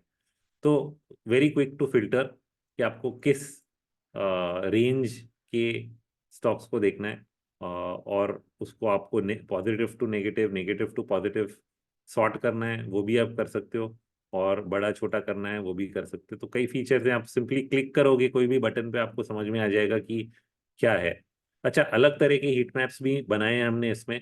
ये तो प्राइस बेस्ड हीट मैप है जो मैंने आपको पूरा दिखाया, बट कुछ लोग हैं जो कई टेक्निकल इंडिकेटर्स को इस्तेमाल करते हैं, तो कई इंडिकेटर्स का हमने यहाँ पूरा लिस्टिंग दे दिया है।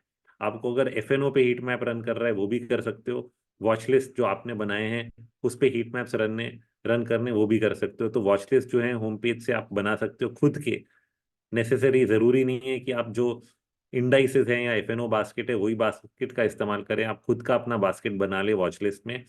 उस वॉच लिस्ट पे या तो स्कैन कर सकते हैं या हीट मैप रन कर सकते हैं, और उस पे करने और वो हीट मैप में आप फिर प्राइस पे भी रन करें, आरएसआई पे करें, एमएफआई पे करें। तो आपने अगर आरएसआई डाल दिया तो आरएसआई के हिसाब का हीट मैप आ रहा है कि सब स्टॉक्स जो हैं स्मॉल कैप 100 में इनका आरएसआई क्या है, कितने स्टॉक्स है जिनका आरएसआई 80 से ज्यादा है, कितने हैं जो 70 से 80 के रेंज में है, कितने हैं जो ओवरसोल्ड हो गए। ओके, तो अलग अलग चीजें जो हैं इसमें आप स्कैन कर सकते हैं। अगर आरएसआई नहीं तो एमएफआई पे रन कर सकते हैं, मनी फ्लो इंडेक्स, स्टोकेस्टिक्स, और कितनी दूरी पे हैं ये स्टॉक्स अपने 52 वीक हाई से, 100 डे मूविंग एवरेज से, 200 डे मूविंग एवरेज से। ओके, तो ये चीज भी यहाँ पता चल जाती है कि 100% ऊपर है अपने एवरेज से, 50% ऊपर है, या बहुत ही पास है या नेगेटिव में है। और इस चीज को भी आप फिर से इससे फिल्टर करके बहुत ही जल्दी देख सकते हैं कि कौन से किस रेंज में आ रहे हैं।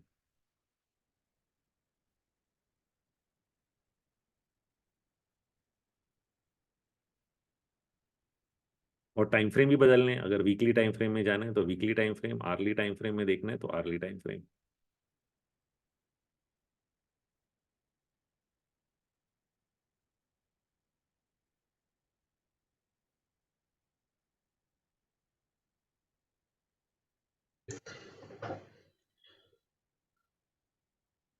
I think with that, Chavan, I'm done with the presentation. Yeah. Okay. Take So questions. yeah, Yeah. जिनको भी डाउट है please raise your hands, will take up one by one, एक questions. First thing is we don't have a mobile app. Okay, we are having I'm not sure when the mobile app will come. Second thing is we are on delayed data, 5 minutes delayed data. We are going to shift it to 1 minute delayed very shortly. The third thing is, yes, I understand the system was slow for the last 1 week. We are going to improve it. In the next 10 days, you'll see a significant improvement. We are increasing the servers, so we'll work on this. Okay. Now, please try to ask questions more related to the concepts rather than analyzing the stocks, because you can only open if you understand. Agar aap if you understand how to analyze, it will become easy. You can only open the stock and check. So please try to ask more questions on how to analyze rather than a particular stock. So I'll take up the first question. Mohit Agarwal, you can unmute and ask. Yeah, good morning. Am I audible? Yeah. Okay. So I have a question regarding the Rohit scanner. Okay. Yes. We can either use the live candle or the last close candle in the scanners, right? So if in case I have to do a multi-time frame analysis, supposing I want to see uh, on a daily time frame which the stocks are giving buy signal, new buy signal today, right? When the market is open, say around Monday morning, Monday 3 p.m. But for those stocks which were buy on the weekly candle, so weekly candle will be a last close candle because live. If I select the live, the weekly candle is the current weekly candle. And if I select only the last close candle, then the daily is again going back to the old candle. Are you getting in my question? I Yeah. have put it on the chat also if I'm not able to. Yeah. So if you choose buy in weekly, it is basically the previous candle, right? Because buy means it is already given a buy signal. So it will be, Okay. yeah. So if you choose a weekly buy, then it is on the previous candle. And if you do daily new buy, then it is on today's live. So you want to say if I select the live candles Yeah. and I choose buy only, not the new buy on weekly, only the buy Yes. and the new buy on daily. So then Yes. my whole issue is sorted. Yes. Okay, great. Thank you. That was my question. Thanks. Okay. Next up, Prakash. Hi, Rohit and Chavan. Thank you for a great session today. And my question is specifically on Rohit Scanner. Now, you showed very clearly the filters, where there's new buy and there's new sell and so on. My question is on, if I see a new buy, how can we put a filter to know that this has not completed a full zero cycle and it is actually a buy which is below zero and therefore actually a fresh entry point and it's not a continuation of an earlier buy signal? So that was my specific question. That you have to see visually. Oh, okay. Okay. Fair. Okay, and one more feedback on the chart setup when we open it. We normally see the interactive chart as the first option. Do we have an option to make it say Rohit setup? I always want to see only Rohit setup. I don't need to go and change it manually every time. I only want to see a valuation setup. Can we put that setting on our own? As of now, that is not there. Something we can consider. Sure. Yeah. Okay. Yeah. Because you have say 10 stocks or 20 stocks, and every time you switch stocks. Yeah, I know what you're saying is make it default, that you want Yeah. this setup as default. Correct. Yeah, I understood. Okay, thanks. That was my only two feedback. See, Prakash, in many of the places now, there is a save button over here. Okay, you can create a template and you can save it also. But in Rohit Scanner, we are not allowing, since we are still trying to figure out whether it can be done or not, because TradingView is a free library. Just like TradingView, it works here. You can create a template, you can store it here. Okay. Okay. Yeah, we'll make a video and we'll send it. My only request is, please, when someone signs up, they're giving wrong numbers where we are not able to communicate properly. So not sure whether you have received the messages. We have been sending a lot of WhatsApp messages about educational videos. We'll definitely send how to save TradingView, or else in the help section only we'll put it very shortly, how to create the template and save it in the help section info videos. We'll definitely do it. Thanks, Chavan. I'll try the save option. That's very helpful. Yeah, sure. Thank you, team. Okay, next up is Sandeep Garg. Hi, good morning, everyone. My question was on Nifty valuation. If we select dividend yield as a valuation parameter and look at it historically, say maximum, I think you have the most data on it. It goes back till probably 2004. How do we compare these? Like, is there a framework of looking at this with respect to interest rates?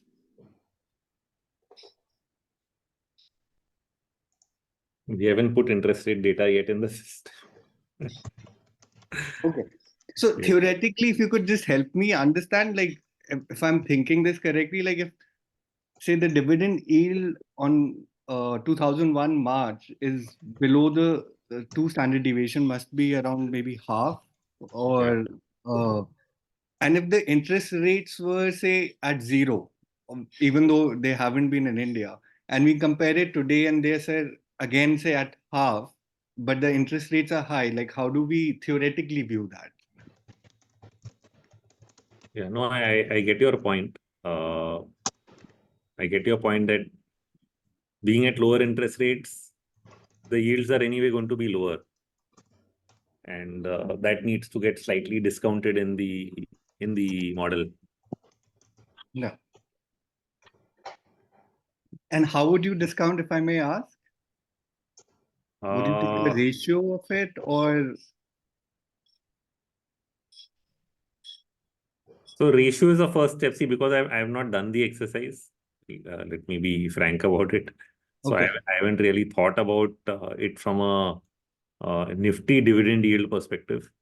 We do see it in stocks, of course, that, but then even then, there were stocks that used to be at a 10% dividend yield in the 90s, and even recently last year, a lot of PSU stocks were at that dividend yield. So markets can be irrational on that front sometimes, not necessarily equating with the interest rate. But yeah, I haven't really formulated a way to change that. Okay, understood. And I just want to say this is a great platform. Thank you so much. Thank you. So one thing so when some people, so one place you can actually think about it is more than yield, dividend yield. It's actually where the P ratios move up. Like I remember when interest rates were high, P ratios used to fall to 10x. But again, I don't have a formula. Now they don't fall below 15, 17, 18 times since the last 10 years. And one of the reasons may be the lower interest rate environment. But yeah, how should we make that 15 comparable to the 10 earlier with interest rate? It's still a question. Okay, thank you. Thanks. Okay, next up is Mr. Gopi Krishnan. Gopi Krishna. Thank you, and Mr. Rohit, professional compliments for an excellent presentation. My question is, do we have the thing of sector rotation where I'll be able to find out, or is that I need to call out the data and then probably look at it? So we will be having a tool for sector rotation coming up on the platform itself. Okay, that's great. Great news. Yeah. And I have one suggestion, or maybe this could be intrinsic to it. I meant to explore. Let us assume we have found a stock, and how is this going to say? They say the opportunity cost vis-a-vis its own sector. Will that come somewhere into some of those in the page in which it's going to be there? Like you have the RMI. Let's assume I've said that I got it at a good the RMI when it's trending up. But then still there would be stocks, at least in the sector, would be better performing than them, maybe, which we have not seen. It's the thing which we do not know. So is there anything signal or something which is there on the chart to say that this chart is, say, probably the ranking third on the, in fact, in the subsector?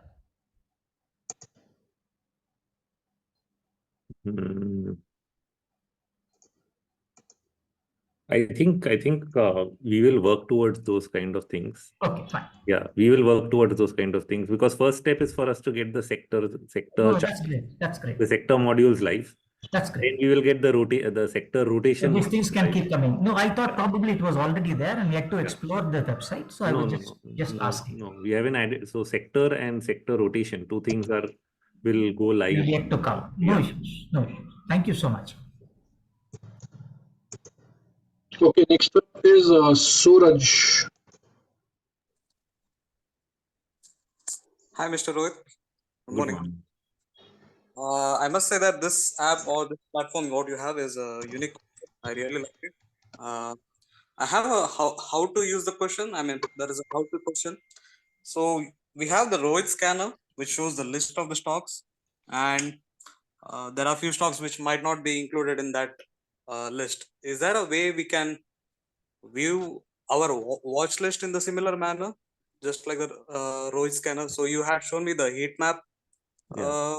So I mentioned that you can create your own watch list. Okay, so here, like this says Rohit's watch list, you can create your own.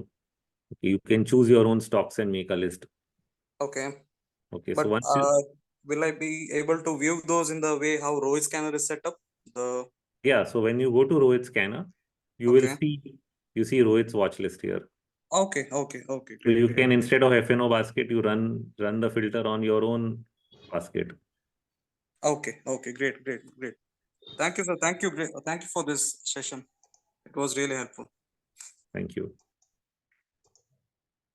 Next up is Shivanand Kumar. Hey Rohit, good morning. Wonderful presentation. Thank you for walking us through. Just had a quick question. Do you think we could incorporate the A-Lit waves as part of this, entire setup, or do you think that's something is going to be difficult? Elliott waves, the way we do it is not automated. It is a manual process of counting each move. So it cannot really be incorporated on the platform. Okay. I mean, there are some automated models in the world, but what I do and what my teams do is all manual counting. Okay. Thank you. Okay, next up is Jayesh Patel.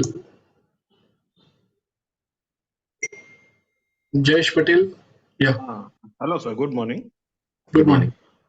अच्छा, मैं use कर रहा हूँ strike 3 month से। It's very good platform. Sir, sometimes market overs में valuations loading ही नहीं हो रहे हैं, तो मैंने कंप्लेन भी की थी मेल्स में, मगर कोई रिप्लाई नहीं आया था। नहीं जयेश जी, एक्चुअली प्रॉब्लम है थोड़ा सर्वर में। अभी हम Okay. काम कर रहे हैं, नेक्स्ट 10 डेज में ना we are improving all the servers and we are extending it. हम हायर एंड पे जा रहे हैं अभी, आज Okay. से ही काम शुरू हुआ है। सो हमको 10 दिन चाहिए सब इम्प्रूवमेंट करने के लिए, क्योंकि एक मूव करना पड़ेगा नया सर्वर के लिए, थोड़ा टाइम लगेगा, एक ही दिन में नहीं होगा, वो बहुत क्रिटिकल चीज है। So today onwards we have started the work. In the next 10 days you will see a very smooth system, faster system, I can assure you that. क्योंकि We have just gone for double the configuration. Okay. जो bear corporation है, associated alcohol, Raymond's, उसके तो load ही नहीं हो रहे थे। बाकी Okay. कुछ See, one thing is we are capturing only NSE stocks, not BSE stocks. अगर वो NSE stock है तो भी लोड नहीं हो रहे, तो हम देख के हम करेंगे। नहीं, We'll work on it. NSE है। Yeah, okay. We'll work on it, sir. Just give us 10 days time. Okay, we will. Sir, हम ड्राइंग्स हम ना सेव कर सकते हैं जो हमने चार्ट्स पे ड्राइंग किए हैं सब। Yes, you can. Except in Rohit Scanner, you can do it everywhere. Even in the home dashboard, everywhere you can draw the trend line. You can make a this one. You can save it also. The save button is over there. Just like trading view में कैसे होता है ना, वैसे ही वो काम करता है। सर, एक बार दिखा सकते हो कहाँ से सेव होता है? Yeah, I'm just opening it. So you see there's a save button here. So say for example, I draw a trend line or I add a moving, I add some indicator to it. Okay. Just type RSI. That will be better. RSI, हाँ, कुछ भी sir. हाँ ठीक है, RSI. Okay. Now I can save this with a name. Say now this is Reliance, so I can say RIL. Okay, and I save it. So now next time I want to load the load this, I can simply load it from here.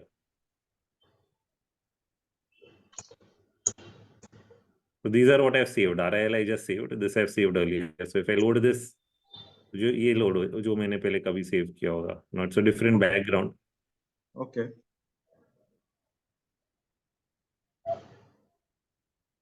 इसमें Bollinger band डालेंगे, तो जैसा आप setup layout बनाओगे वो चीज load हो जाएगी। ओके। और सर कोई कंप्लेन है तो कहाँ पे करने हैं सर? वो आप कोई ईमेल एड्रेस या? अरे कौन सा कंप्लेंट है जयेश भाई? नहीं, कुछ भी अगर फ्यूचर में मैं। अच्छा, हेल्प सेक्शन में जाइए, इधर हेल्प सेक्शन है ना टॉप राइट हैंड साइड में। ओके, इधर रेज ए टिकट कीजिए। क्या है ना प्रॉब्लम, बहुत सारा टिकट्स आ रहे हैं, बहुत सारा रिक्वेस्ट आ रहा है। We are trying to resolve one by one. थोड़ा अगर एडिशनल रिक्वेस्ट है ना, कोई और चीज न्यू फीचर रिक्वेस्ट है तो थोड़ा लेट हो जाएगा। अभी तो फिलहाल कुछ भी अगर टेक्निकल इश्यूज है, बाकी तो सब पक्का उसमें रेज ए टिकट कर दीजिएगा। we resolve it and you will come to know here only that we have resolved, and we are trying to call up, but few people who pick up the call, we are able to tell them that we have resolved the issue. Okay. Yes sir. Sir, Rohit sir से बहुत सीखा है मैंने and बहुत profits भी किए हैं। Thank you very much Rohit sir and Chauhan sir. Thank you so much. Yeah.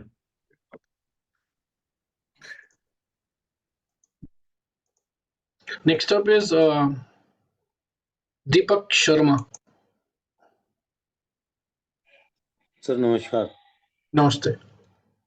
Sir मुझे ये जो अपना वैल्यूएशन वाला है, डेली वैल्यूएशन कंसोलिडेशन, इसमें स्टेट बैंक का जरा समझा देंगे कि वो कैसे देखना है?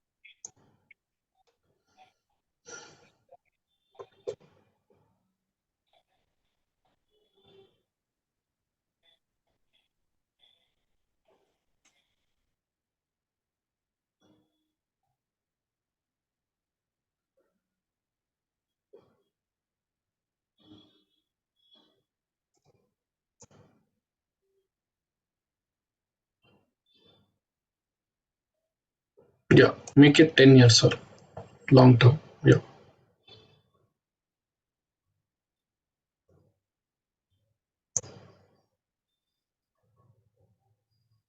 See, on a 10-year basis, the valuation has gone above 2 standard deviations. But RMI में अभी भी सेल वापस नहीं आया उसके बाद. So the next sell signal will be important. Last time it happened, I think, was here, right? Either after this had gone above, यहाँ पे जाके वापस ऊपर आया है. The last time it came into buy was 2020 something, right, Rohit? हाँ, so यहाँ पे -2 standard deviations था. उसके बाद यहाँ पे buy signal आया. That was an important buy signal. Okay. Single standard deviation पे भी आए हैं. यहाँ पे 1 स्टैंडर्ड डिविएशन, यहाँ पे भी 1 स्टैंडर्ड डिविएशन के नीचे आने के बाद जो बाय सिग्नल आया है इधर और यहाँ पे. So these were 2.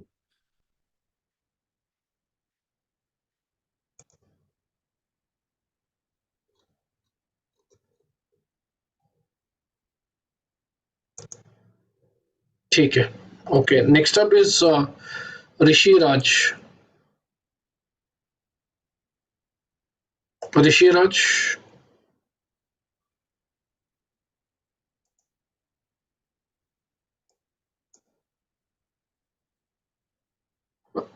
No. Okay. Next up is Nitin Kumar Jain.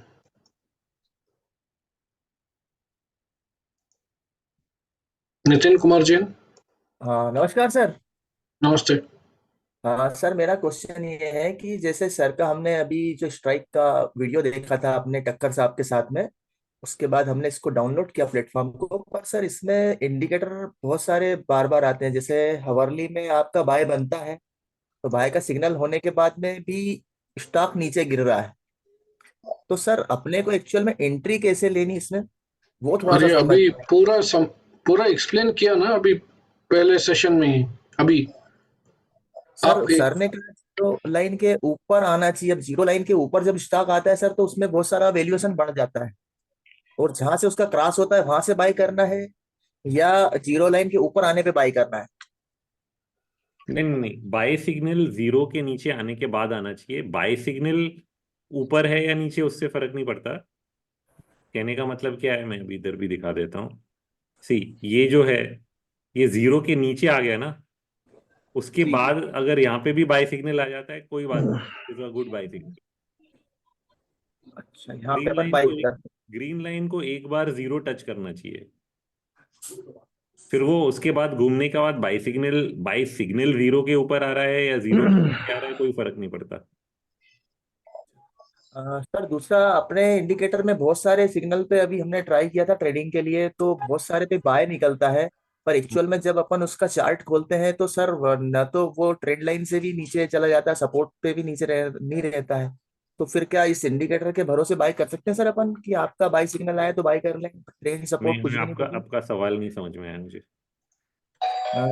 Sir मैं ये पूछ रहा हूँ कि जैसे आपके इंडिकेटर पे बाय निकला कि आपको बाय करना है भाई, जीरो के नीचे से क्रॉस हो गया, हरी लाइन ऊपर हो गई, ठीक है, उसके अगेंस्ट सर ऊपर सपोर्ट रेसिस्टेंस फंसा हुआ है और ट्रेंड लाइन का भी रेसिस्टेंस लगा हुआ है, तो फिर क्या हम बाय कर लें? वो सबको ब्रेकआउट ले लेगा सर ऊपर का?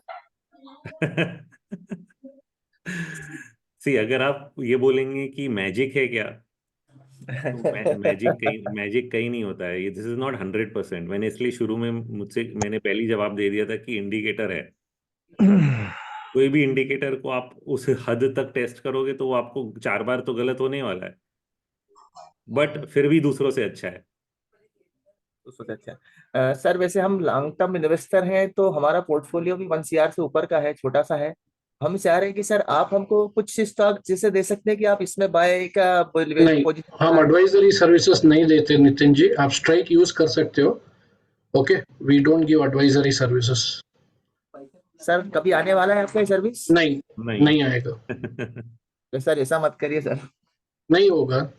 ओके, हमारा जो पूरा ऑब्जेक्टिव है ना ये कि लोग खुद इस चीज को समझें और अपने आप करें। मतलब मैं जो कर रहा हूँ वो आप सीख के खुद करें, ये मेरा ऑब्जेक्टिव है। ये नहीं कि मैं आपको बताऊं कि क्या लेना है क्या बेचना है।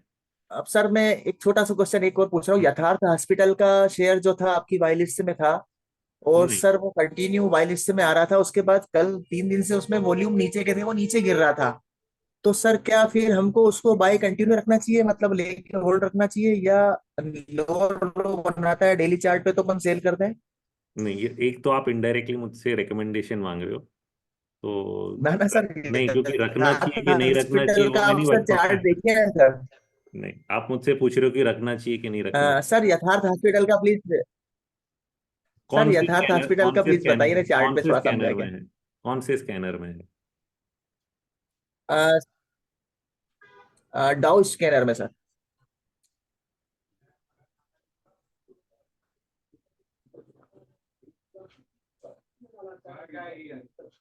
अब इसमें मैं किस तरह उसको ढूंढूं? It will not be in, it sir will be in search okay search में पर्टिकुलर सेगमेंट में होगा ये। हॉस्पिटल सेक्टर में है सर। तो हॉस्पिटल इसमें सेक्टर इंडेक्स नहीं है ना? इसमें नहीं है क्या सर? तो सर सर्च में देख के प्लीज उसको एक बार डिफाइन कर दीजिए सर।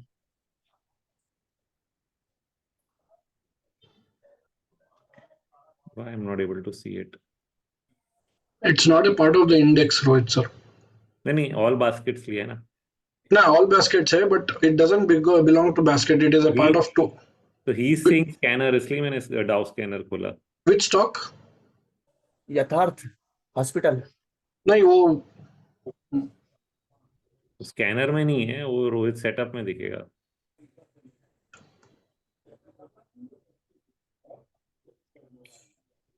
ये नया लिस्टेड है। हाँ सर। न्यू लिस्टेड है अभी, तो इसमें डेटा भी नहीं है। आप मुझसे ऐसा सवाल पूछ रहे हो? सर पर ये कंटिन्यूस बाइंग लिस्ट में चल रहा है सर, ये जो आपका हीट मैप आता है ना सर, अपन हीट मैप ट्राई करते हैं तो उसमें यहाँ कुछ भी नहीं है क्योंकि डेटा ही नहीं है, नॉट एनफ डेटा। अभी तो लिस्ट हुआ है कंपनी। तो आप बोल रहे हो इसमें आ रहा है उसमें आ रहा है, that is not correct.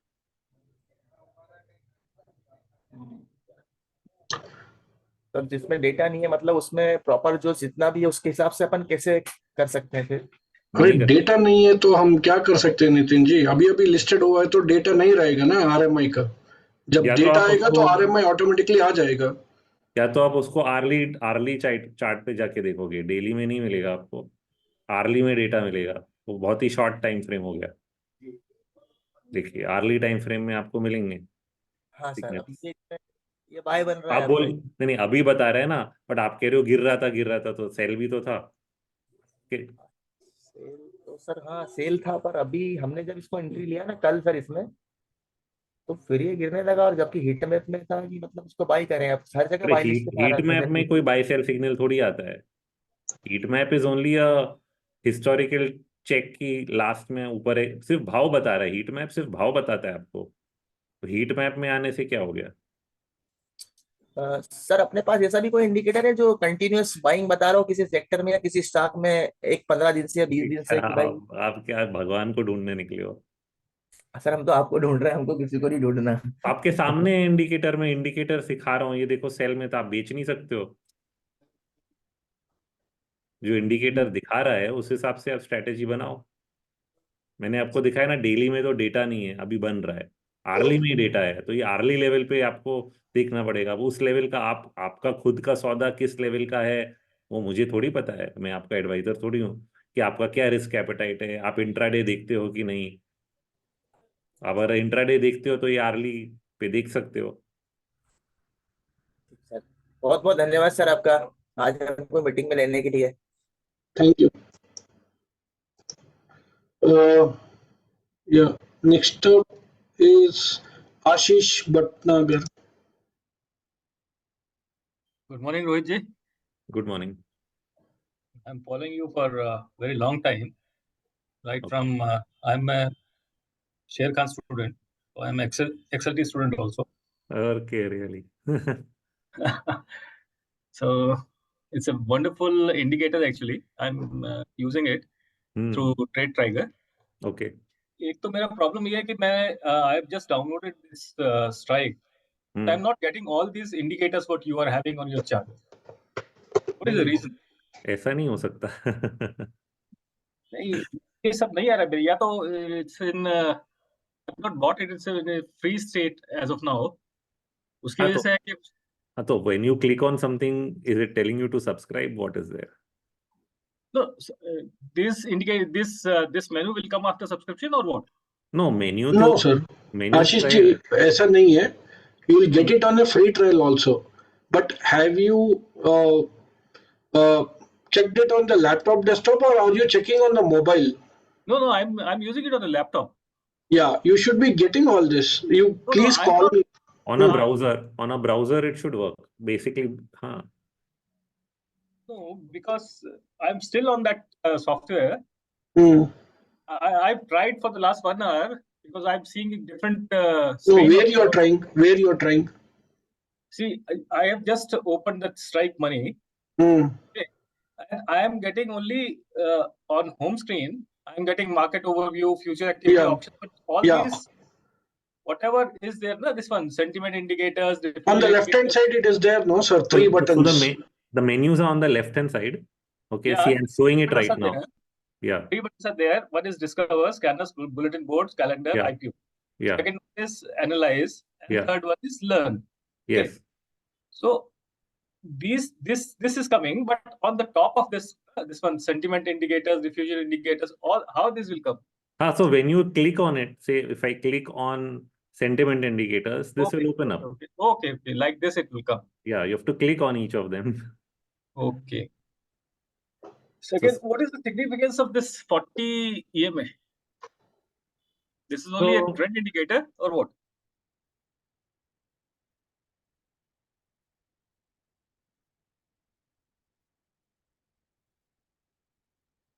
Rohit sir, 1 second.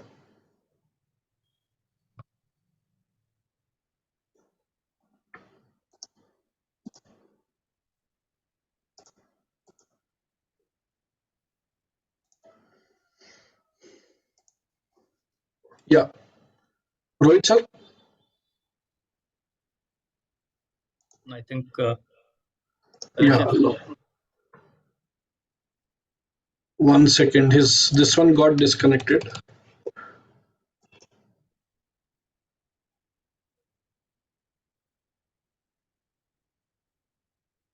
Yeah, I think I got dropped for some reason.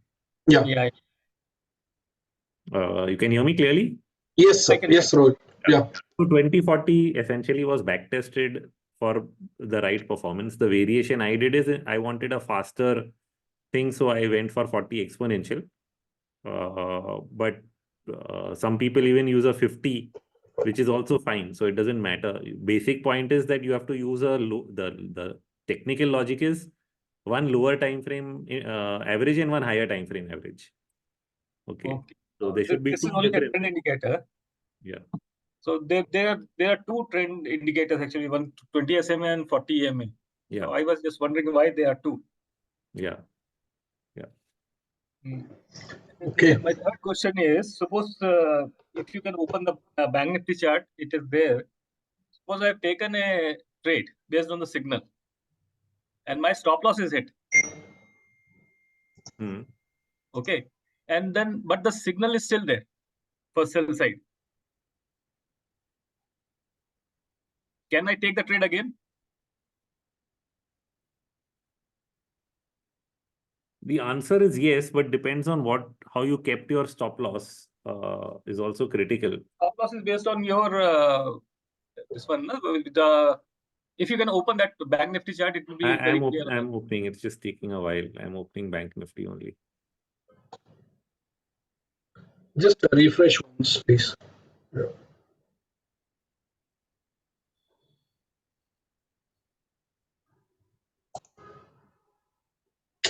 Yeah. So now this is a daily chart. Yeah. Just open the Rohit scanner. The setup I'm using, which is fine. So it is showing a sell signal at some 47,646.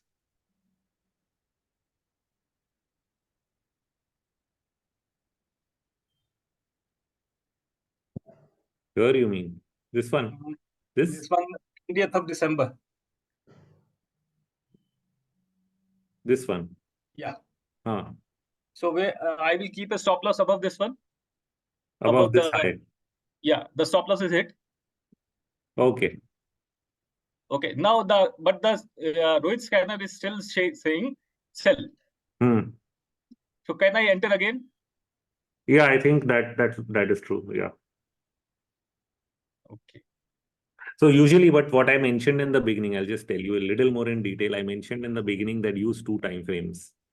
So basically, when the daily is in sell, okay, the repeat entry can be done based on the hourly, where you will see buy and sell again. On a smaller time scale. Yeah. So combining the daily and hourly is useful in doing those kind of things. Okay, Rohitji, one request, because you are using TradingView charts. Can you add anchor VWAP in this one? Can I anchor? Can we add anchor VWAP? We'll see, sir. Okay, we'll try and add it. Right now, we don't have much space for additional development because a lot of things are going on already. Okay.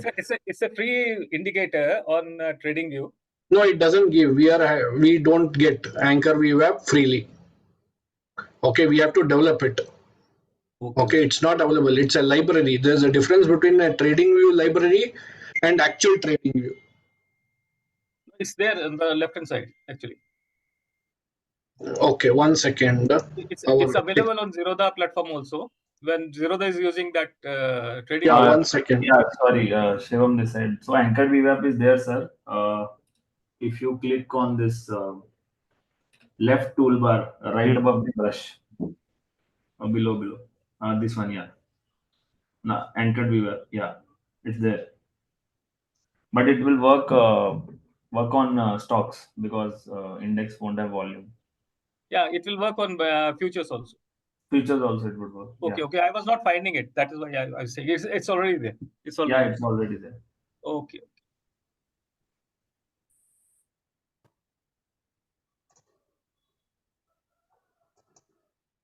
Okay, next up is Pradeep.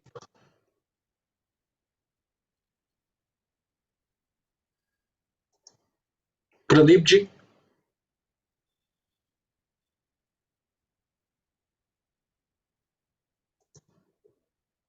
नहीं हो रहा है. Okay, next up is Abhishek. Sorry, Lokesh. Lokesh Joshi. Good morning sir. Good morning. Good morning sir. बाकी तो सब कुछ clear है, बहुत अच्छे से समझाया सर ने. मुझे सिर्फ एक ही चीज समझना है कि जो डाउ थ्योरी वाला स्कैनर बना है, इसमें आता है लिखा हुआ अप टू डाउन और डाउन टू अप. इसमें मुझे थोड़ा सा कंफ्यूजन है. अगर मैं शॉर्ट टाइम ट्रेडर हूँ या इंट्राडे ट्रेडर हूँ, तो उस सिग्नल के आधार पे कैसे काम कर सकता हूँ मैं?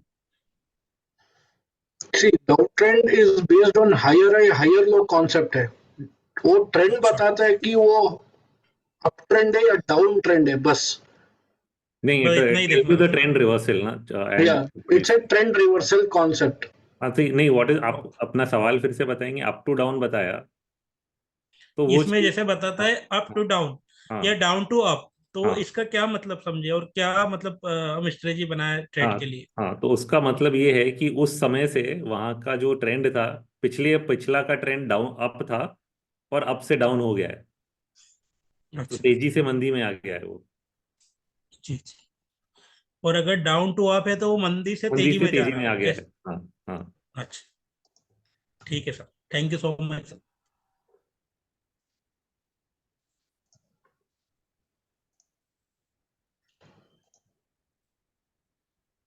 Okay. Next up is Somendra. Good morning, sir. Good morning. Sir thank you sir, ये बहुत अच्छा आपने ये बनाया हो, इसके लिए मैं थैंक्स पहले बोलना चाहता हूँ। आपने जो एक्सप्लेन किया, और एक एग्जाम्पल के तौर पे मैंने एक स्टॉक लिया हुआ है कोफोर्स करके sir. It's a all time high breakout stock. तो उसके बाद मैंने मंथली ब्रेकआउट देने के बाद मैंने डेली टाइम फ्रेम में एंट्री किया है। अभी ये स्कैनर की पर्सपेक्टिव से अगर हम लोग देखेंगे सर, दैट्स अभी देखिए वो अभी रेड लाइन क्रॉस करके वो नीचे जा रहा है सर। तो सॉरी सर, एक सेकेंड सर।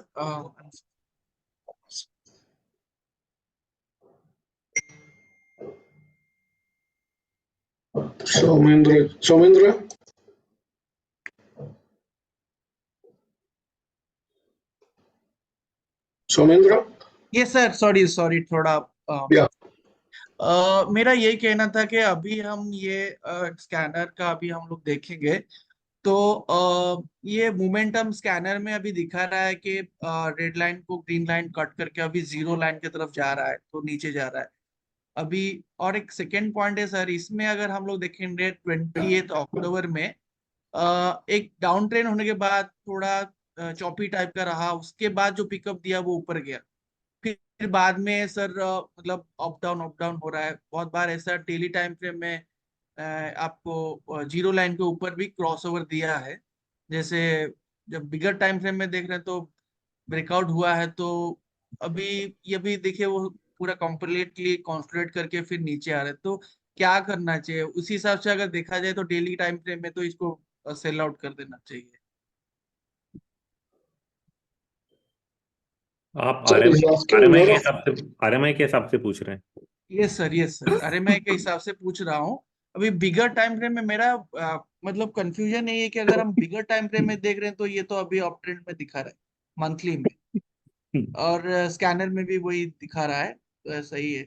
अब मैं बिगर को देख के मैं लोअर टाइम फ्रेम में डेली टाइम फ्रेम में एंट्री किया। अभी डेली टाइम फ्रेम में देखिए चॉपी रह रहा है, उसके बाद अभी टुवर्ड्स जीरो लाइन के तरफ करेक्ट। नीचे तो बढ़। जीरो लाइन के बाद जब वापस बाय आएगा, okay sir, that is the actionable point है ना। ओके। सो आप बोल रहे हो कि अगर मंथली में अगर मेरा ट्रेंड अप दिखा रहा है और डेली में जीरो से ऊपर जब जा रहा है तभी हमको पकड़ना है, राइट? Correct correct. ये नहीं है कि उसके ऊपर जीरो लाइन के ऊपर डेली टाइम फ्रेम में ऊपर में कहीं पे नहीं। क्रॉसओवर करके। ओके ओके, या thank you sir, thank you for clarifying the doubts. Yeah. Next up is okay, Rishi Raj. Hello. Yeah. Am I audible? Okay. Yeah. Thank you, Chavan. Thank you, Rohit. So I was just following Rohit sir's article on ET, and then I was wondering how this analysis was done. That this is market is at the topping process, and then 50,000 crore that kind of positions have been built. So I was Okay. curious on that.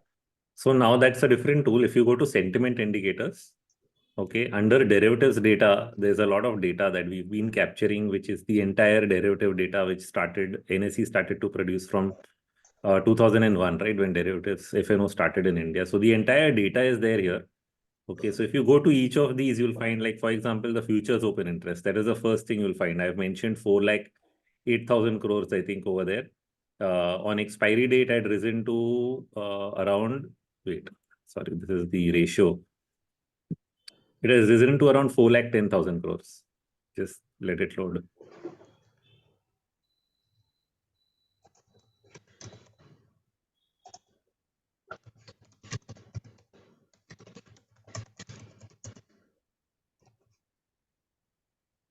Just refresh once, please. Yeah.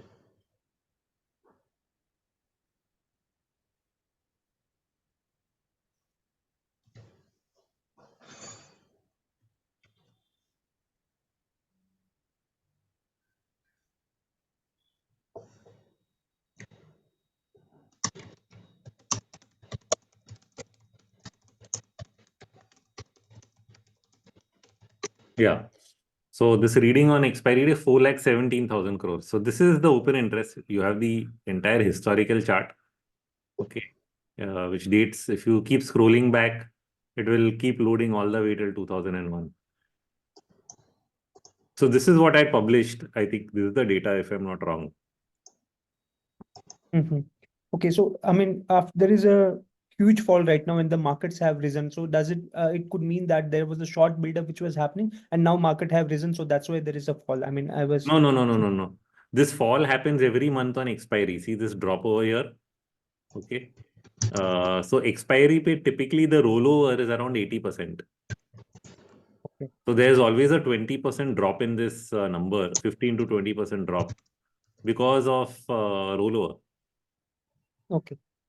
So so that much of futures expired and then the rest are continuing. This is the expiry and then continuation. So what we then watch for is whether the market is going higher and this is also going higher. So another thing I wrote in that article, I said that this number is 18 times the index. I think that is what you're referring to. Okay. Yeah. Yeah. So now I have actually created a chart of that ratio also. So this futures by OI index here, if you click on this, you see a dotted line here. This dotted line represents that 18 times, although it doesn't say 18 over here because it's different. The numbers are different. I've used the BSE 100 over here instead of Nifty. Okay, so it says 1700 or so, but I've put a dotted line just to indicate that this is the level which was reached in say 2015 or 2018. So if you just go load the data, see here, this is the 2018 top year. Okay. But this is where the mid-cap index topped out and after that was falling. If you actually go and look at the mid-cap index, it was falling from here all the way down till here. Only Nifty was holding on till COVID, but the mid-cap index was going down. And that top, therefore, from not from here, in fact, from here only mid-cap index was going down. You know, so so that top occurred when we had reached this top end of the ratio. And prior to this, it was reached in 2008 and slightly came close to it in 2015. So it can mean that we have a topping process in the mid cap and the small caps. Yeah, the warning is essentially on the mid and small cap for sure. Thank you. Another way to look at something like this, a similar data point, is if you use ratio charts. So in ratio charts, what you can do, and what I publish in the long short report, is also a ratio of the Nifty and mid cap index. So if I look at the Nifty mid cap index and I take a long-term chart of this, okay, 5-year or something. So say if I go into a weekly chart. Okay. So here, essentially on this, what you'll find is from something like this. I can go to a log scale. So this whole thing will be like a channel, almost getting to the top end of the range. It's sort of taken out this high, this high. Okay. If I do an exact parallel channel, then it is already touched that. Right now, I'm drawing a slightly higher thing. So usually, like each of these cycles, this one peaked here, this one peaked around this line. You know, so this is a mid-cap index on top now. This 2018, what we were talking about earlier. And now that ratio is again coming close to that level. So one other thing which you get at these end of these ratio points also is sometimes you get a divergence. That, you know, Nifty makes a higher high, but the ratio doesn't make a higher high, which would be seen if the top chart was a Nifty chart. You'll find that Nifty is making higher highs at the top, you know, here, whereas the indicator is going down. So that is like a negative divergence. We have just started to see that kind of behavior in the recent data. So here we are sort of seeing this go down, even as the index is starting to go up in the very short term. To give it a while, if the divergence continues, then it will sort of be an indication of mid and small caps peaking. Thank you, Rohit. And yeah, very helpful. Already a premium member. Thank you. Thank you. Okay, last question is from Mr. Pradeep. Mr. Pradeep. Yeah. Good afternoon, sir. Rohit sir and Chavan sir. Yeah. I have one question. Sir, you please kindly go into that Rohit charts. The scanner. Scanner. Yeah. No, sorry, I'm mistaken. The regular one, which we see the chart and that. What is Okay. happening? This Set a we chart. can, Yeah. when these both things are appearing, I Hmm. can't make this a bigger size. Okay. You can go full screen Okay. just by clicking on this corner button. Okay. If you press Okay. escape, it will go back. If you click this, it will go to full screen. And if you press exit, it will escape, it will exit.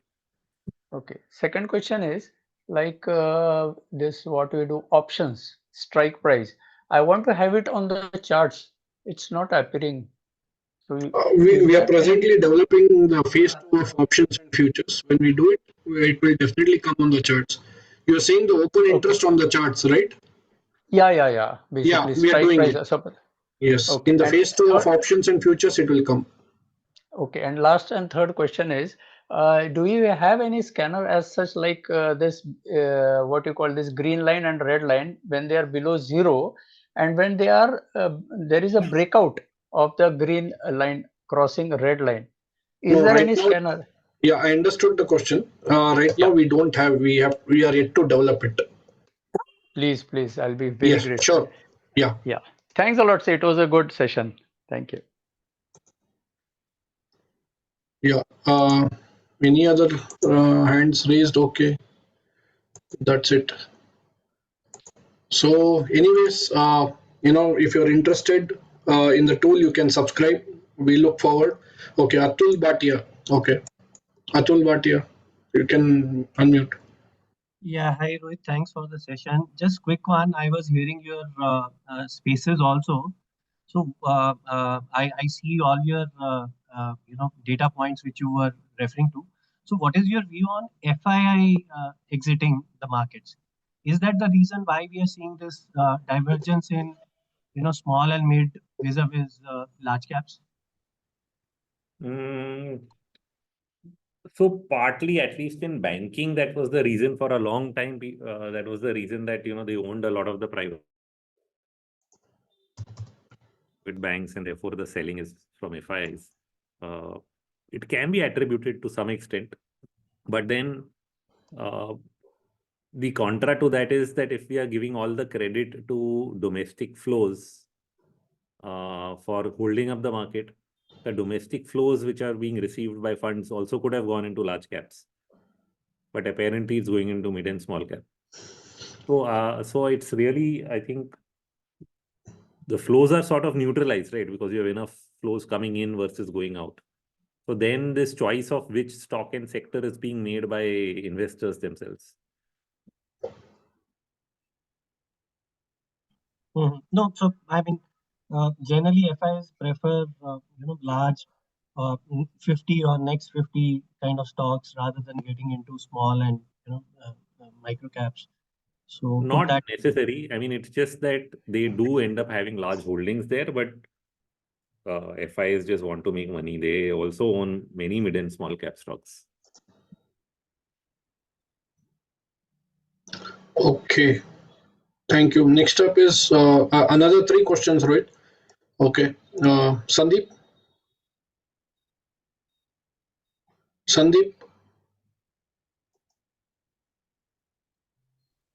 Hello या sir, मुझे सिर्फ ये मतलब पूछना था, जैसा अभी sir ने रोहित स्कैनर अभी जो दिख रहा है सामने, अगर मुझे ये वॉच लिस्ट में क्रिएट करना है तो इसको अपन डायरेक्ट शॉर्टकट लिए कुछ ऐड कर सकते हैं क्या, सेलेक्ट ऑल करके?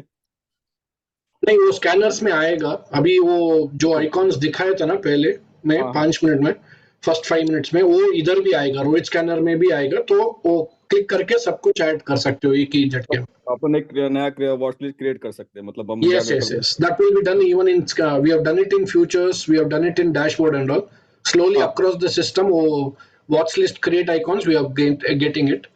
Yeah, वो हो जाएगा। चलेगा, thank you.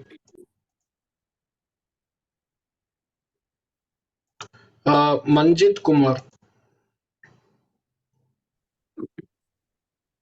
Good afternoon sir.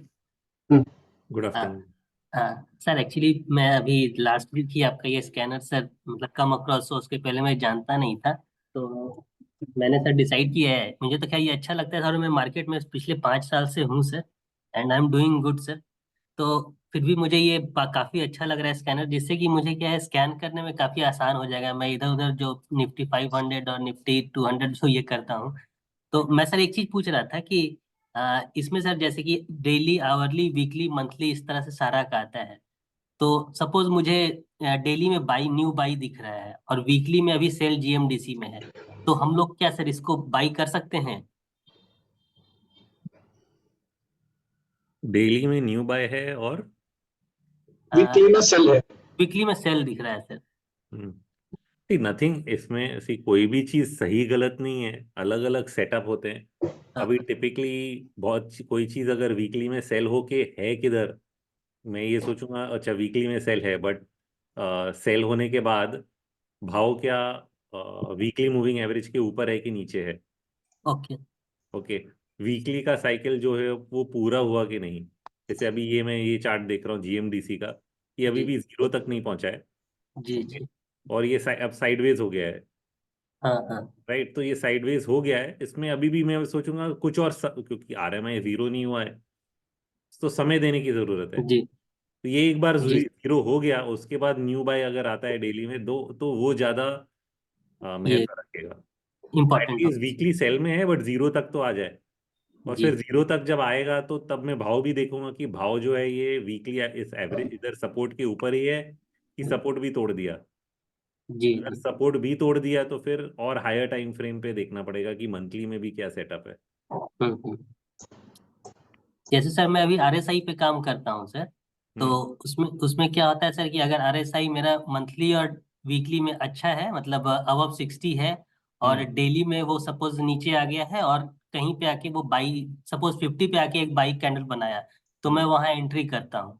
तो इस हिसाब से मैं पूछ रहा था कि जैसे स्ट्रॉन्ग कन्विक्शन के लिए, मतलब कि अगर मंथली और वीकली दोनों बाई है, और अगर डेली पे न्यू बाई आ रहा है, तो that will be more conviction buy, I think. Of course, that is more conviction. Yeah. And one more thing, sir, can I ask? You, sir, you provide any educational services so that I can learn more?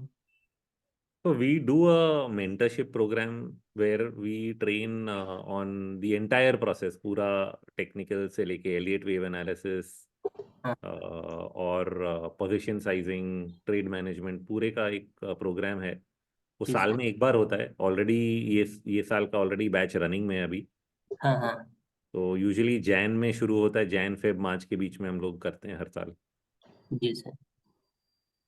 तो next year I think I will have chance to associate with, and for and In the उसके meantime, पहले there are sir. videos that in the meantime, if you want to explore, we have an entire video series on the same thing. That is an option. One can start with that and then join the regular thing. ऐसे भी कर सकते हैं। तो इसके लिए sir एक राहुल जी हैं, उनसे उनका कॉल आया था, तो उनसे बात करने से हो जाएगा। हाँ हाँ, राहुल जी से बात कर सकते हैं। ठीक, thank you. Thank you sir. Jatin, mister Jatin,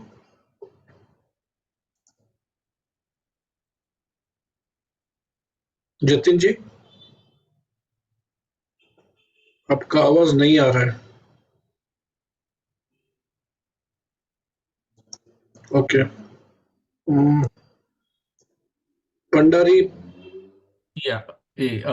Thank you, Rohit and Chavan ji. Thank you for the wonderful session.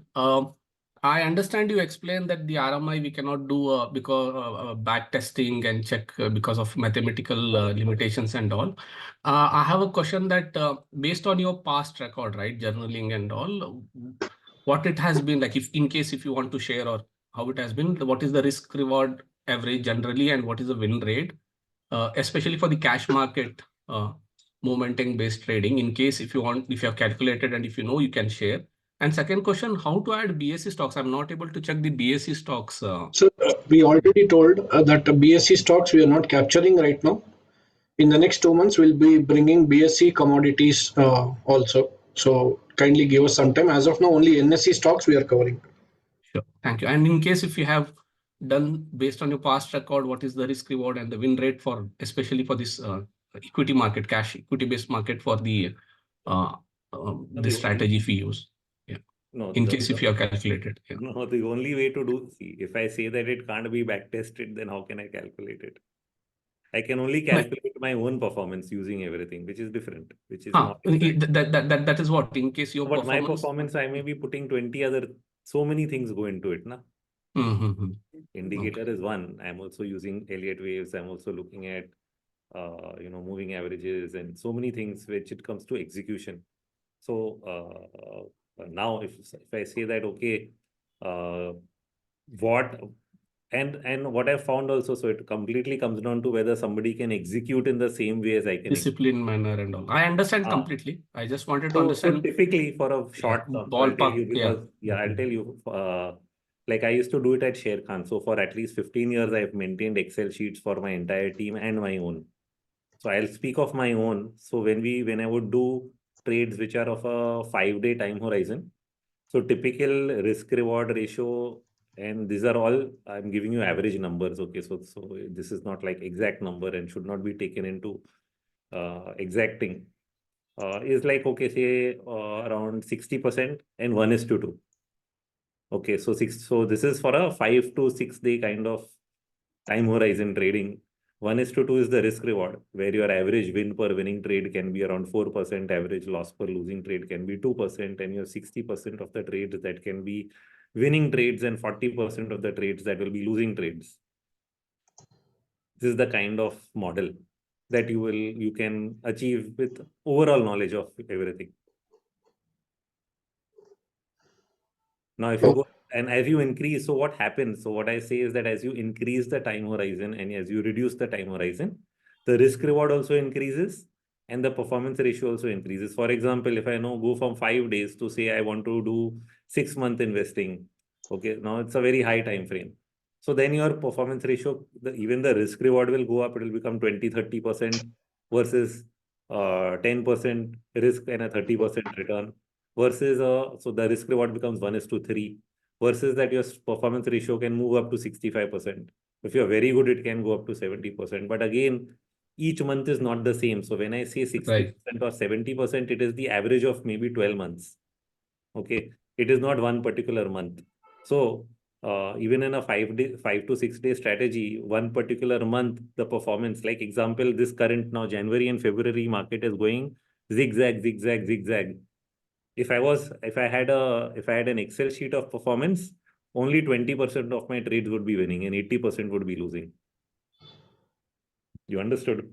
Got it. But when you Thank get a so trend, much. and when you will get a trending market like in October, November, then it will suddenly your win ratio will be 80% are winning.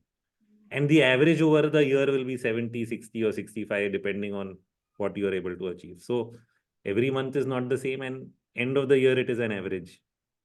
So the next thing you have to learn is that when it becomes in a messy sideways kind of market, like Jan and Feb, up and down, can we pull back and reduce the number of trades? Because we can see that stop losses are getting hit.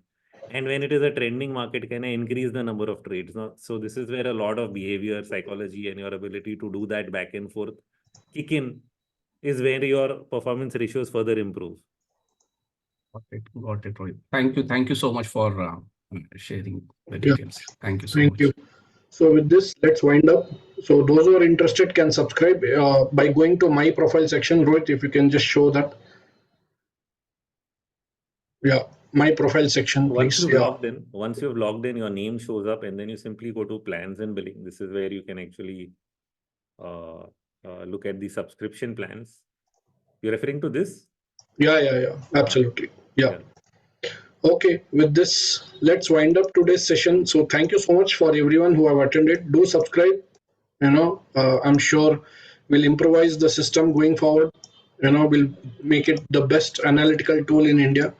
That is our, that's our motto and dream. So thank you for all the ones who have already supported us. We look forward to you, and we'll do regular webinars. So keep attending it. Thank you so much.